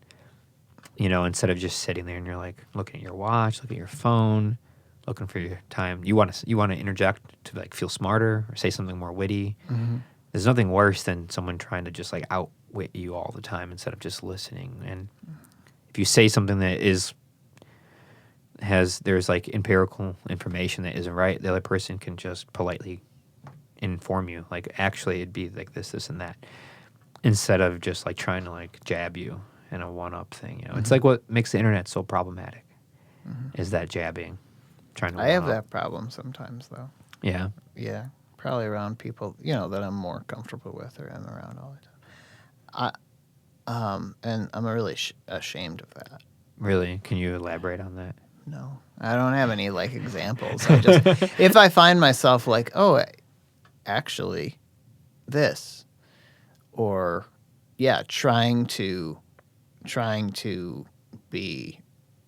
make something that's already funny and complete even funnier. I don't need to do that shit. Yeah. But I like, to, I don't know, it makes me feel good for people to think, oh, he's smart or that guy's funny. That's, I think, something that every now and then I'll realize I'm doing it and I'm okay, I need to stop doing this and I need to work on that. Again, it's with mostly with people that I'm more comfortable with. And my friends, my family could tell you sometimes I'll be in a mood where I just want to be oh, thanks, bud. I was shoot, I hope there's a source of water. That's perfect. My friends or family will see that I'm, finding myself as the center of attention and kind of thriving off of that. And it's funny because most of the time I have to be really comfortable with the people that I'm around. Not necessarily, because sometimes if I'm playing a show or something, I like to try and be really funny. If I'm comfortable. You I like are to really goof funny, around. by the way. Thanks, Ben. I appreciate that. I like to goof that around. almost sounded sarcastic. No, it was sincere. No, I always tell you man, if music doesn't work for you, you need to go into comedy. I think you have told me that I've before. told you and that that's before. so flattering because that's just something that I've always wanted to be is funny. And so when I've always wanted to be funny and I've always wanted to be intelligent. I want to be seen as those two things. They're ego things. I wish that I could get over that. And every now and then, I was saying, I'll realize I am focusing on this too much, appearing as intelligent and fluent in the way that I express my thoughts, or being entertaining and funny. Those are things that I've always wanted to be. And when I realize, oh, I'm really it's very apparent that I'm trying to like, you know, hit these marks. I'm like, I need to slow down. It's not important to have all the attention all the time. I should just relax and stop trying so hard. But it is fun to do those things. I don't know, not be smart. That's not fun. I don't give a shit about that. I really don't. I'm trying to care less and less about that all the time. But About like feeling intelligent. yeah, because I know now. I mean, I fucking, like I was saying before, I'm such a perfectionist, and like when I'm working, and I make mistakes, it like can ruin my whole day and bring me to tears, which is pathetic. And I'm saying that about myself. I wouldn't say that about another person. I'm just my own harshest critic. And that's something that Molly, my partner, reminds me of all the time. Like, would you ever say that to another person? Of course not. No, I would not. I would never think that of another person. I would never say that to them. It's just this negative self-talk loop that I get, that I suck myself into. But I don't know where I was going with that. Smart and funny, those are things that I feel like Why is that? Like, that seems like a common thing that a good chunk of people at least wish they could be or try to be. Is we do like to make people laugh, maybe because that brings people a form of happiness, and you realize like, oh, I'm making someone happy, and that feels good. Yeah, I think that is part of it. And then maybe feeling smart makes you feel like people might want to be around you, so you get a sense of. But I don't even know if I care about people wanting to be around me. So for you, like feeling a sense of intelligent. Yeah, I think it's just something like I've always done pretty well in school, and so, and I don't. It's so wild. People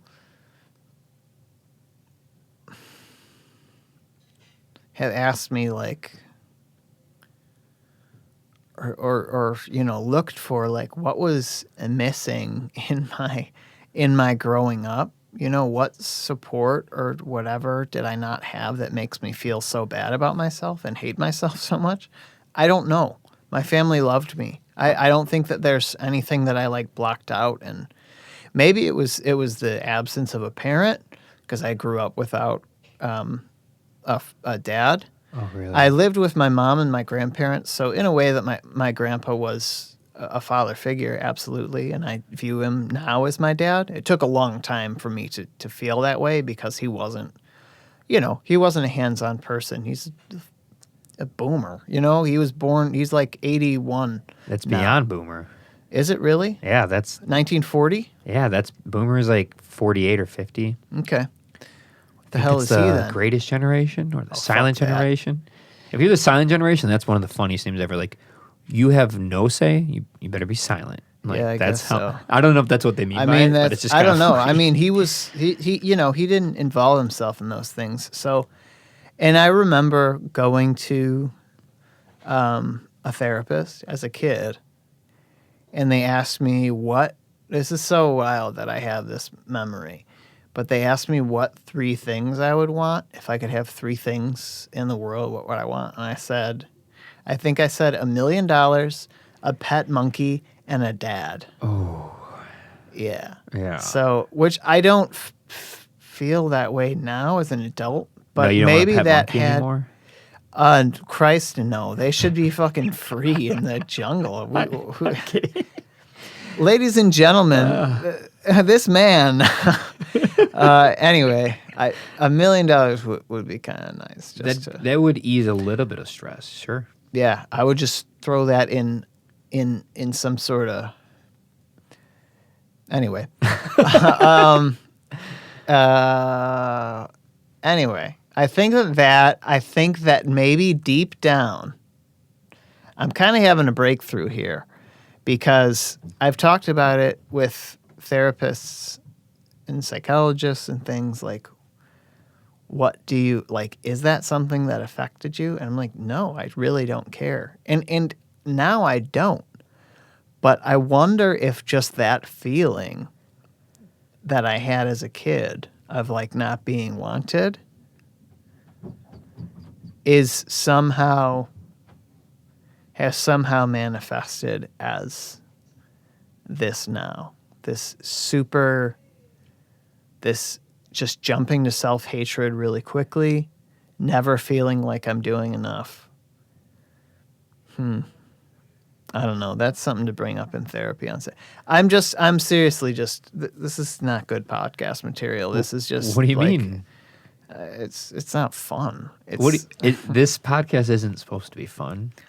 Yeah. but- People are supposed to learn something about themselves or others. That's okay. all. That's all. Well, I goal is. kind of maybe learned something about myself, because it's like I never thought about that as being a source, as an adult, a source of pain or feeling insufficient, not enough.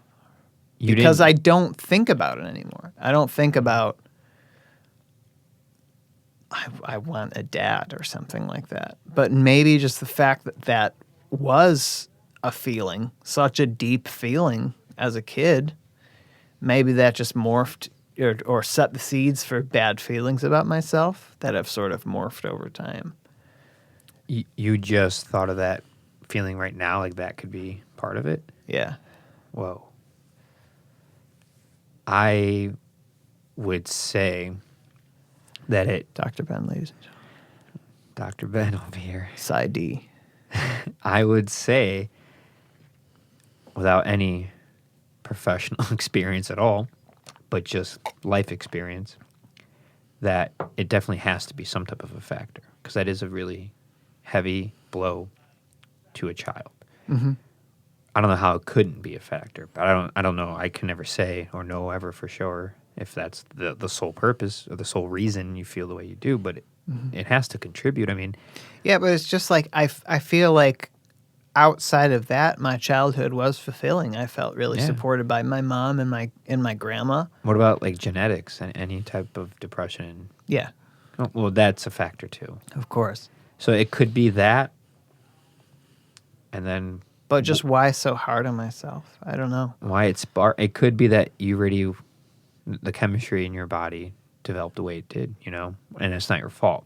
And then how you feel about what you just mentioned with your father really brings it to light, really makes it more prominent, that feeling. I don't know. That seems to be a lot of when you talk to people who mention like a sense of a depression, anxiety, bipolar, multiple personality disorder, things that are even the extreme parts, stuff that's genetic, and then things in life happen, and those two forces really combine, and it can be a problem.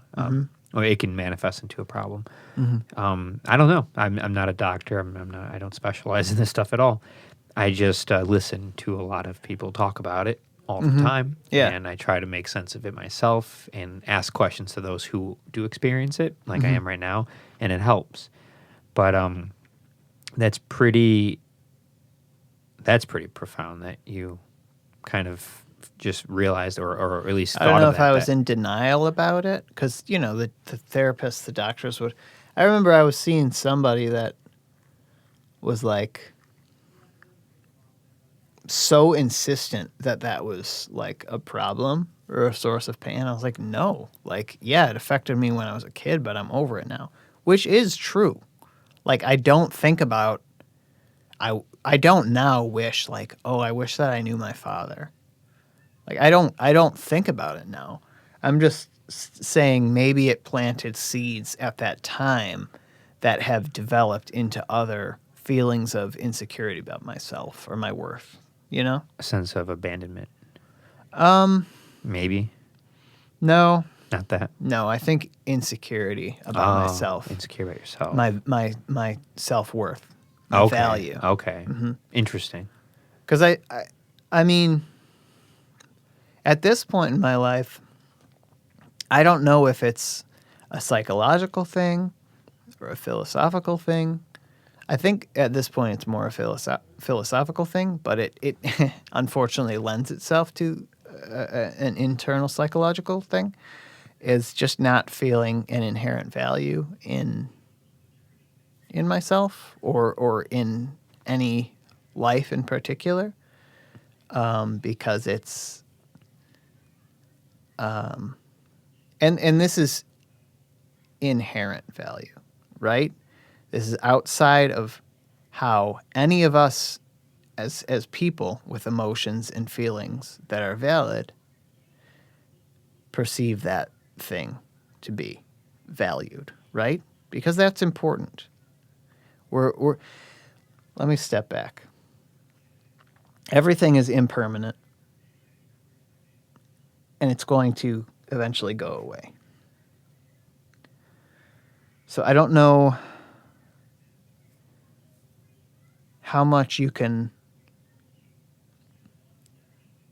truly value something that's temporary. And it's all based on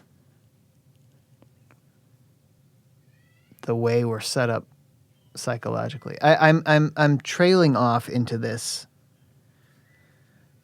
like pseudo philosophical bullshit. No, I think you're okay. But when you maybe this will bring it back around and will kind of make sense.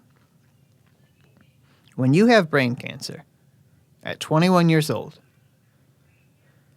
and that can kill you, yeah, right? yeah, And you even said, had you been in a different, had you been yeah, with your condition, Yeah. been in a different time, just 10 years earlier. yes. Yeah. Had you had that been the case, you would have died. Yeah. Had I been in a different time, I would have died. Yes. As opposed to making me feel life is gorgeous and wonderful and valuable. Instead, what that experience made me feel is life is truly meaningless. There is no value to this. And I will tell you that when I get especially depressed, and this can just happen in an instant, you know, in the flick of a light switch, the drop of a hat, I can start to feel that incredible depression and that incredible lack of self-value. Because what is this life worth if it can be taken away so easily? And the way that I start to feel when I'm feeling depressed is if this life is going to end and I will be dead and eventually forgotten completely, as we all will be, and I am feeling this bad now, what is the point of continuing with this? I don't know how I got here. I started with a thought about value of life or inherent value. But yeah, those are the sort of thoughts that have been swirling around lately. And that's what I felt after going through brain cancer and surviving. I could have died. Because I could have died, and because this life is filled with pain, and I'm having these obsessive, terrible, depressing thoughts, what is the point of this? There's a lot to that answer. And there's a lot to that question. I could really see actually why you would feel that way after surviving something so profound, in the sense that, like, yeah, you could have died at any other time. You even could have died then. Like, surgeries don't always go well, especially when they're Right. touching your brain. Mm-hmm. Especially when they're touching your brain. Mm-hmm. The way that your mind works, the way that your brain physically works, the way your mind works, it seems like it is focusing on, it's like what is adjacent to that feeling is, I survived. Wow, it is insane how meaningless this all is. Mm-hmm. It is overwhelming that if there is a God, why would they or he, whatever it is, allow this? If there isn't one, then what's the point? But also you can just, if that switch is flipped, you can say, well, now I have an idea of how short and small I am, and how small this life is, and how easy it could just vanish. So maybe I should try to like do something with it. Mm-hmm.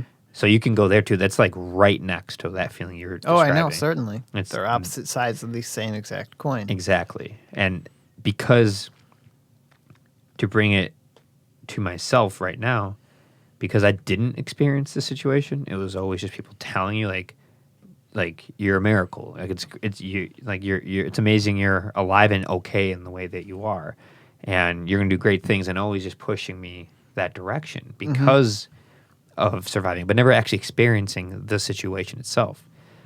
So I think my brain was pushed to like use that type of look, the rose-colored glasses of, Yeah. well, I could have died. I could have even not even died, but came out with a lot of issues. Sure. And the issues I have are so small compared to what could have happened. And same thing with what you face. You know, it could have been, who knows? When your brain is messed with, anything is possible. So in a weird way, that feeling that you're describing, I'm on that other side of that coin, and you're on the other side of that coin, and it's amazing to actually hear you say that, especially with everything you went through as far as the surgery and your depression and your childhood with your father not being around. I think like anything I say right now about like what could be the point of this life is I don't know the point. No one does. No one does. It's annoying when people claim they do. I don't know the point, but I'm blown away by everything that happens in a very beautiful way. The pain to me is beautiful, and I think it's necessary. And to sound extremely corny, when I don't have an answer, when I don't know why, when something doesn't make sense, why do anything? Why have this podcast? Why are you even here right now? Why eat tomorrow? Why have sex? Why get married? Why do anything? And you realize all of it seems like it's this magical thing, this lubrication that's in between all of these joints, which is everything, and it's just love. Mm-hmm. And it's something that everyone feels in a different way, but they feel it. Mm-hmm. You could feel it for someone you love romantically, for a child, for a parent, for a friend, for an animal, for a passion, a hobby. I think that sensation is the only thing that's worth living for. It's valid. And that's the only thing I can think of, because I don't think there's a way to quantify it. I don't think there's a mathematical equation to give you an answer. And it varies from person to person. I think you have to find what that love is relative to you. And that could be the reason for living. And it's different for people. Some people are fine with being alone and they just want a cat, and that's fine. And that's their love. Some people want to find the love of their life and have 12 kids. Yep. And all that's great. But it just has to be like, what is it to you? And to me, it's always been talking to people. It's been playing music. It's been expressing myself in every way possible. It's been seeing the world and learning about different cultures and different people. And it's about sharing that with someone that you love. It's about having these types of conversations with a friend or with a partner, someone you love, connecting on that level. And it wasn't until recently that I've been able to connect on that level with somebody. I'm glad that you found that. Thank you. Of course. It's just a feeling I don't understand, you know? You're just kind of like, you see it in other people sometimes. You definitely know when you don't see it. You definitely have looked at friends or couples where you're like, they don't love each other. Oh, yeah. What is going on? I've been in that situation, you know? And to like feel a type of richness in life through all the pain, like there's always, that's the thing about love, no matter what avenue you're going down, it's not rose petals and butterflies and beautiful. It is sometimes, but what makes it even more of that, when it can be, is all the trash and the crap and the nonsense and the pain, the true pain that comes with it. It is a spectrum, and you need the whole thing. You need all of it. Maybe your suffering is for you to find a way to balance love in your life and find it in a way you didn't know you could, in a way you didn't know was possible. I don't know. Maybe you get that from your partner.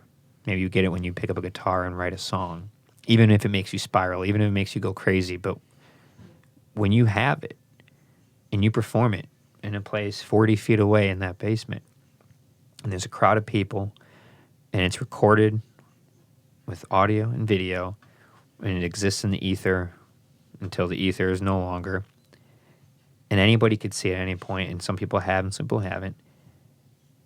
That video, that experience, you doing that, made me feel love. It made me feel a lot of pain, too. Why? Because I thought about that feeling of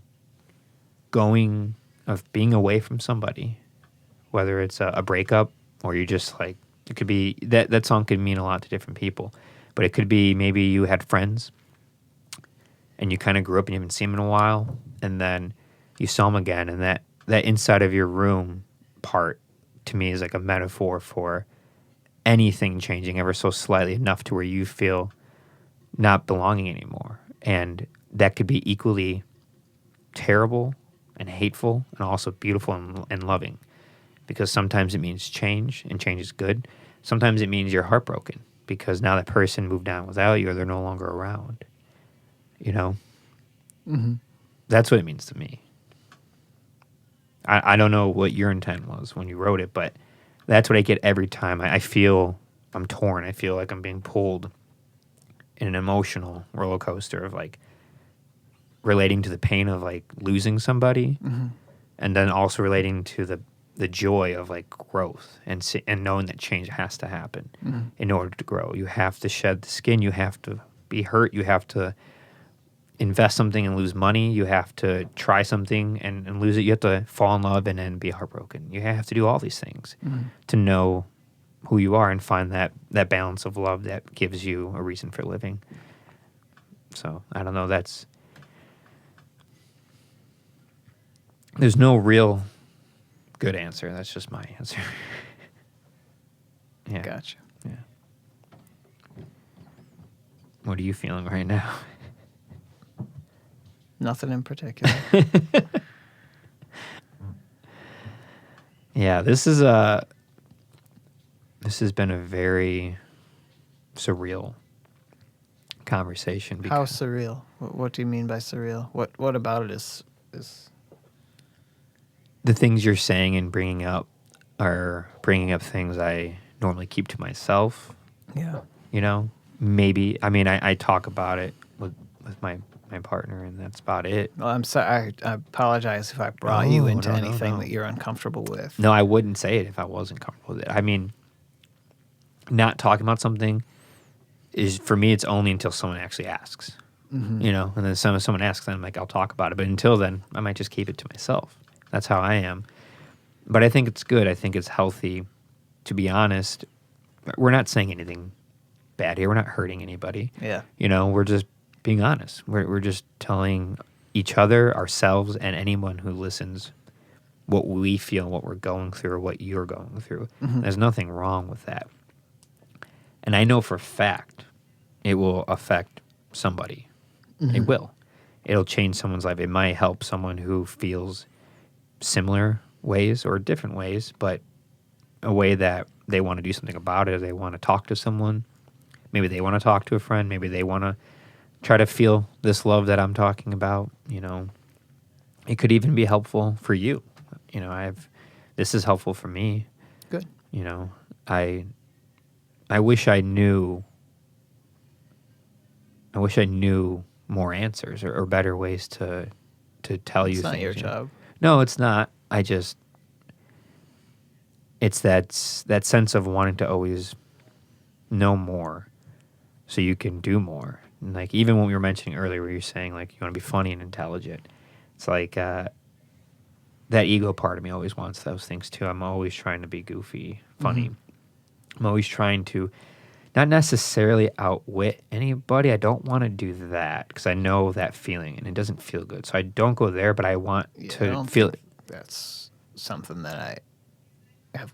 Yeah, outwitting seems like that's a nasty place. You don't want to do it's that. like being like cunning or something. Like, Yeah, condescending and Yeah, just yeah. rude. I just want to know things. Mm-hmm. I'm a very curious person. I like to learn. That's all. So I guess what comes with that is a sense of being smarter or intelligent. I don't know. I just like to learn.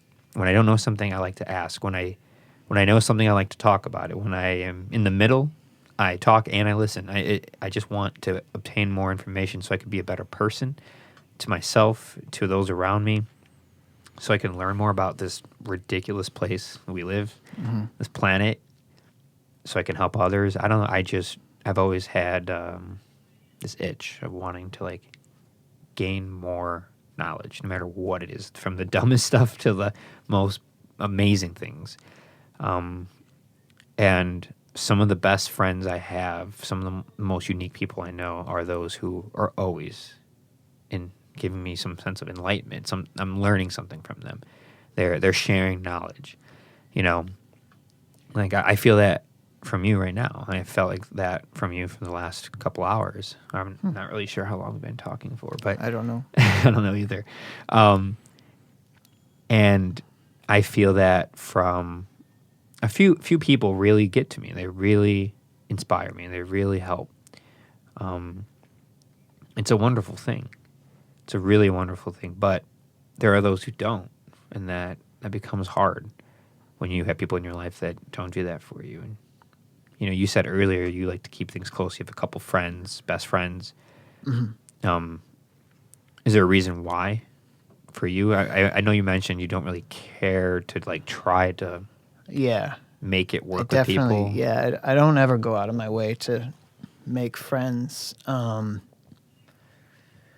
I don't know if there's a reason. I'll have to get back to you on that. Okay. Yeah. Have you been playing music lately? No. No. When was the last time you like played music?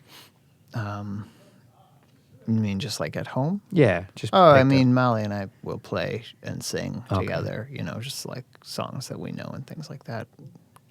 At least, once a week or Oh, okay. something. But as far as, writing or anything, I just don't have the inspiration. There's always things kicking around in my head.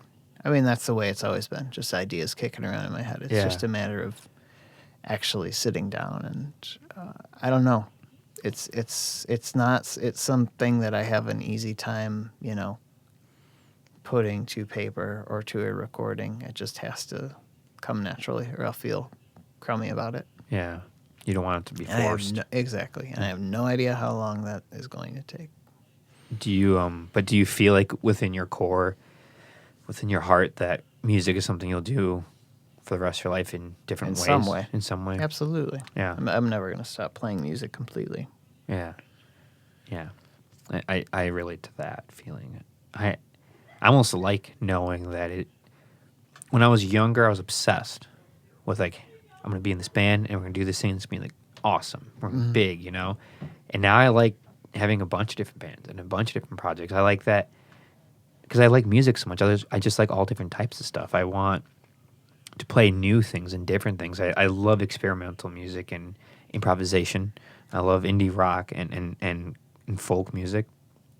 But now I'm like getting really into jazz and R&B, and it's like I want to start playing that.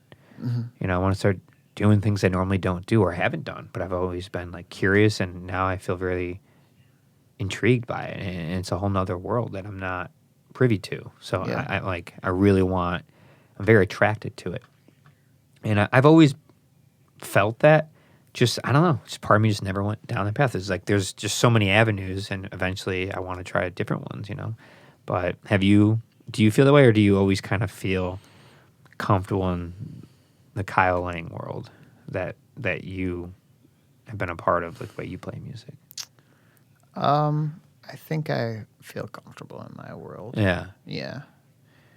Because like I said, I've always thought of it or found that the most rewarding part about it, the most valuable part, is the connections that I make with people that I'm playing music with.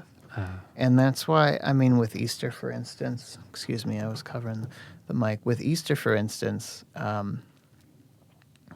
It was a rotating cast of people, not just because certain people were available at certain times, but because I liked to include as many different friends as I could and use that kind of as a way to get closer, tighten the bonds that I had with existing friends, Yeah. and get closer with them.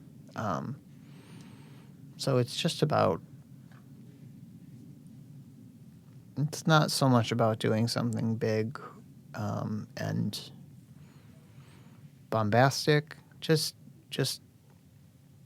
having a warmth with myself and the people that I, am able to play music with, the friends that I'm able to play music with. Yeah. That's what's an most amazing important. reason. I like that reason a lot. Yeah. I relate to that reason. And what you said just makes me realize how hard it is sometimes for people who feel that way to do like the music business side of things. When you're just like, I want to just play with my friends. Mm-hmm. It's like, it's that fun feeling you had when you were a kid. You're just like, I just want to hang out with my friends and like play at the playground. Mm-hmm. I don't need to do anything beyond that.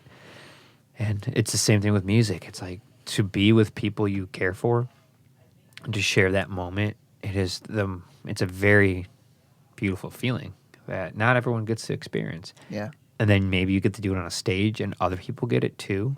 And it's amplified and people are feeling that energy and you're Mm-hmm. feeling it and then your friends are and maybe friends came to the show. It's just like, it's a wonderful, wonderful feeling. Yeah. I've had it a couple times. I think you've had it more. I think you've played more shows, but it's a really cool feeling. Yeah. It is. Yeah. It's really great. Nothing like it. No, nothing like it. It's hard to put into words. Mm-hmm. But there's a lot of things like that in life. A feeling that it's hard to put into words, and I think it goes back to what I was mentioning earlier. That feels like love.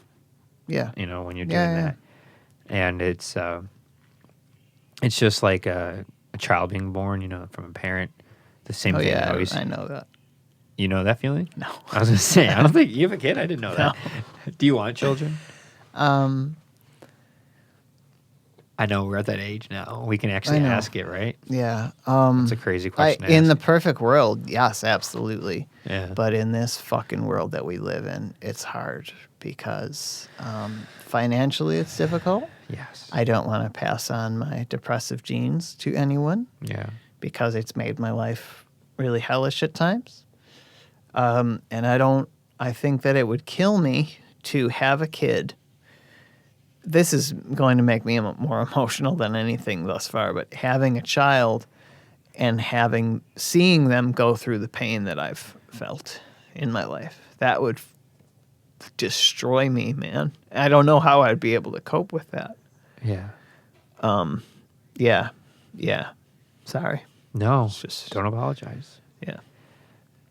And this is amplified, of course, because I've been going through a depressive period lately. But yeah, that is definitely something that goes through my mind. Like, holy cow, I can't even. I hate to see anyone in pain. If it was my own person that only existed because I brought them into this world, I don't know. And yeah. Those are I have lots of different thoughts about it, but those are the biggest ones. Yeah. Sorry, bud. No, don't apologize.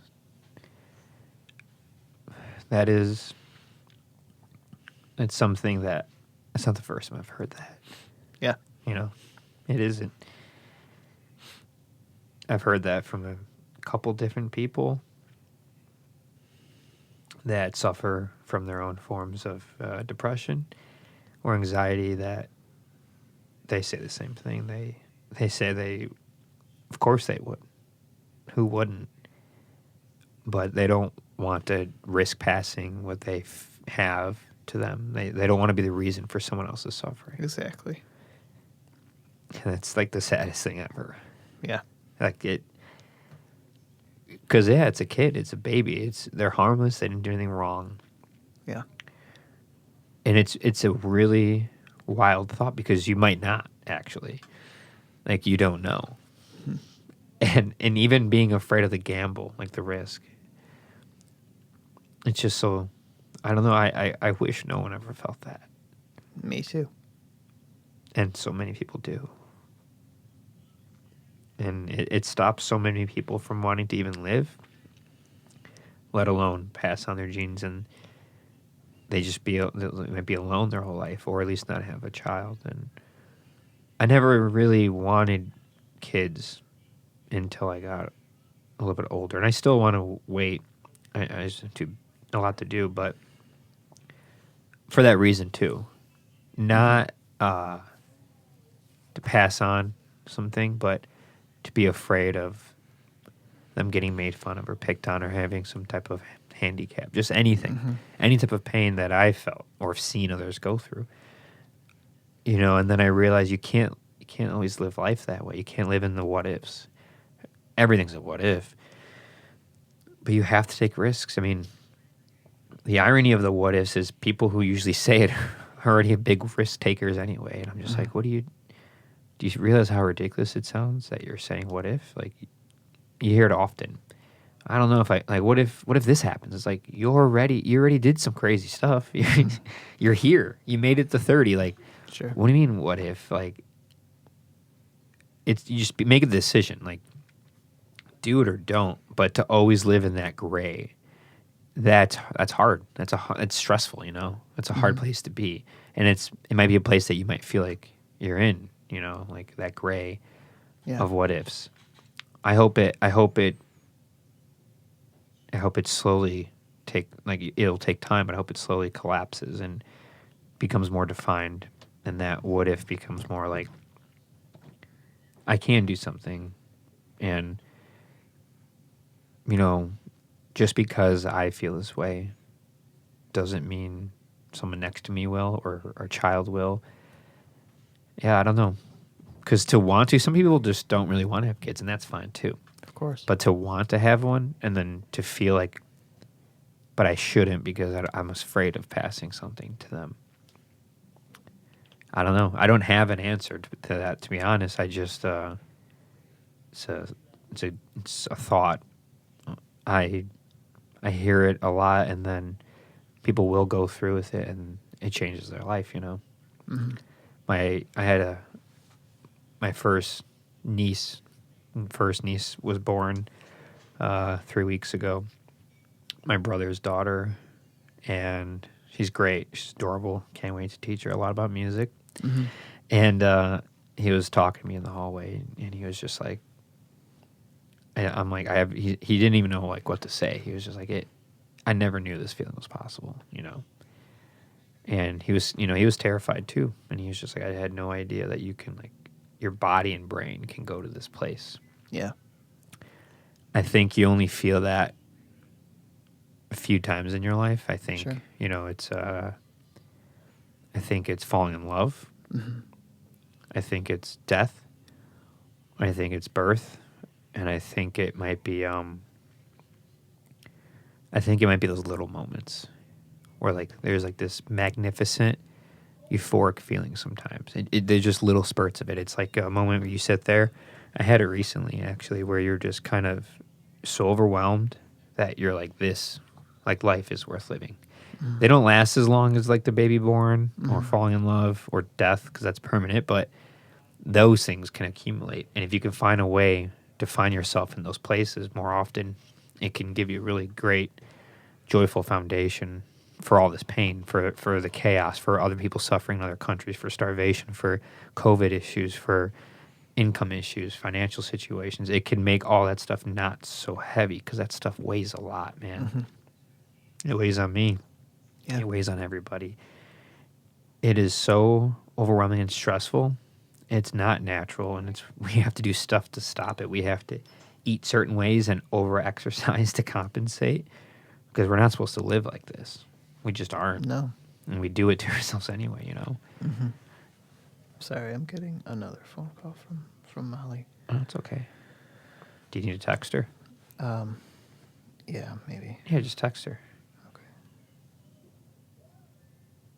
It's all good. All right. It's been, this has been a very, very needed situation, this episode, this interview, this podcast. I don't really know what I call it. I don't really technically interview people. I just talk. No. It's very cleansing though. Good. Yeah, I think it's healthy. I think people should get their emotions out more. If that means cry, if it means whatever, just do something. But I don't know. I feel so bad sometimes that people suffer, and sometimes it hurts me. Like, it doesn't do me any good because I focus so much on it. Like, I take on the weight of the world, but I can't help it. Like, who wants to see anybody in pain? Sadists. There are certain people that do. It's so sad. But I don't know. I hope and wish and pray, not in the religious sense, that you slowly, with your own will, those who love you around you, and professional help, and just time, just find ways to leap to that adjacent place from where you are now, you know? Thank you. Yeah. I really do. I really want that for you. And Thank you. yeah, if you're, I'm here for you too. I appreciate that, Ben. You're welcome. On a positive note, I love your shirt. Thank you very much. Thank you. Family bonding. Yeah. I love The Simpsons, but I totally missed the boat. I wasn't allowed to watch it when I was a kid. So I kind of I didn't get that whole thing. But when I watch it now, it cracks me up. Yeah, it's very well written. Yeah. Very good. Yeah. I'm trying to think of where we can go now. I don't know. We don't have to keep talking. I should probably head out soon. Yeah, Just- it's been like 2 hours and 15 minutes. That's pretty solid. yeah. I'm sorry to end on such a dry No. and even depressive note. This was Don't. probably not the most, I already said it earlier, not the most fun episode, but not in the most fun space in life. So wish I could have come on and talked, cracked jokes and It's okay. talked music or something, but There's a couple of jokes in there. I hope so. Yeah, there were. There a were. couple jokes. Okay. No, Kyle, it's fine. Thanks. You've always been such a nice person. You've always reached out to me or spoke to me anytime I've seen you anywhere. Anytime I ask if you want to play here, you're there. You do a great job with everything you do when it comes to music. You crack me up. You crack everybody up. I'm not the first person to say, like, man, he makes me laugh. Like, all my friends say Give that. me all the names. I'll text them all. First, last name's a social security number. All right, thank you. That's what I asked Ben for. I was gonna give it to you. I was like, I trust him. But thank you again for your transparency and your honesty. It's it's one of my specialties. I try, and you brought it out in me too. So thank you for that. And I know that it's gonna impact people's lives. I sure hope so. I know it will. Thank you for being here. And for those listening, Kyle's an excellent musician. You should check out his musical project, Special Death, on social media and Spotify. Your songs are in a couple of my playlists, that's for sure. Cool. Mm-hmm. Thank you for being here. Thank you for having me, Ben. And I can't wait to have you back here again and play some I would music. love to. Love to come around. All right, man. Take care. Thanks, Ben. You Bye. too.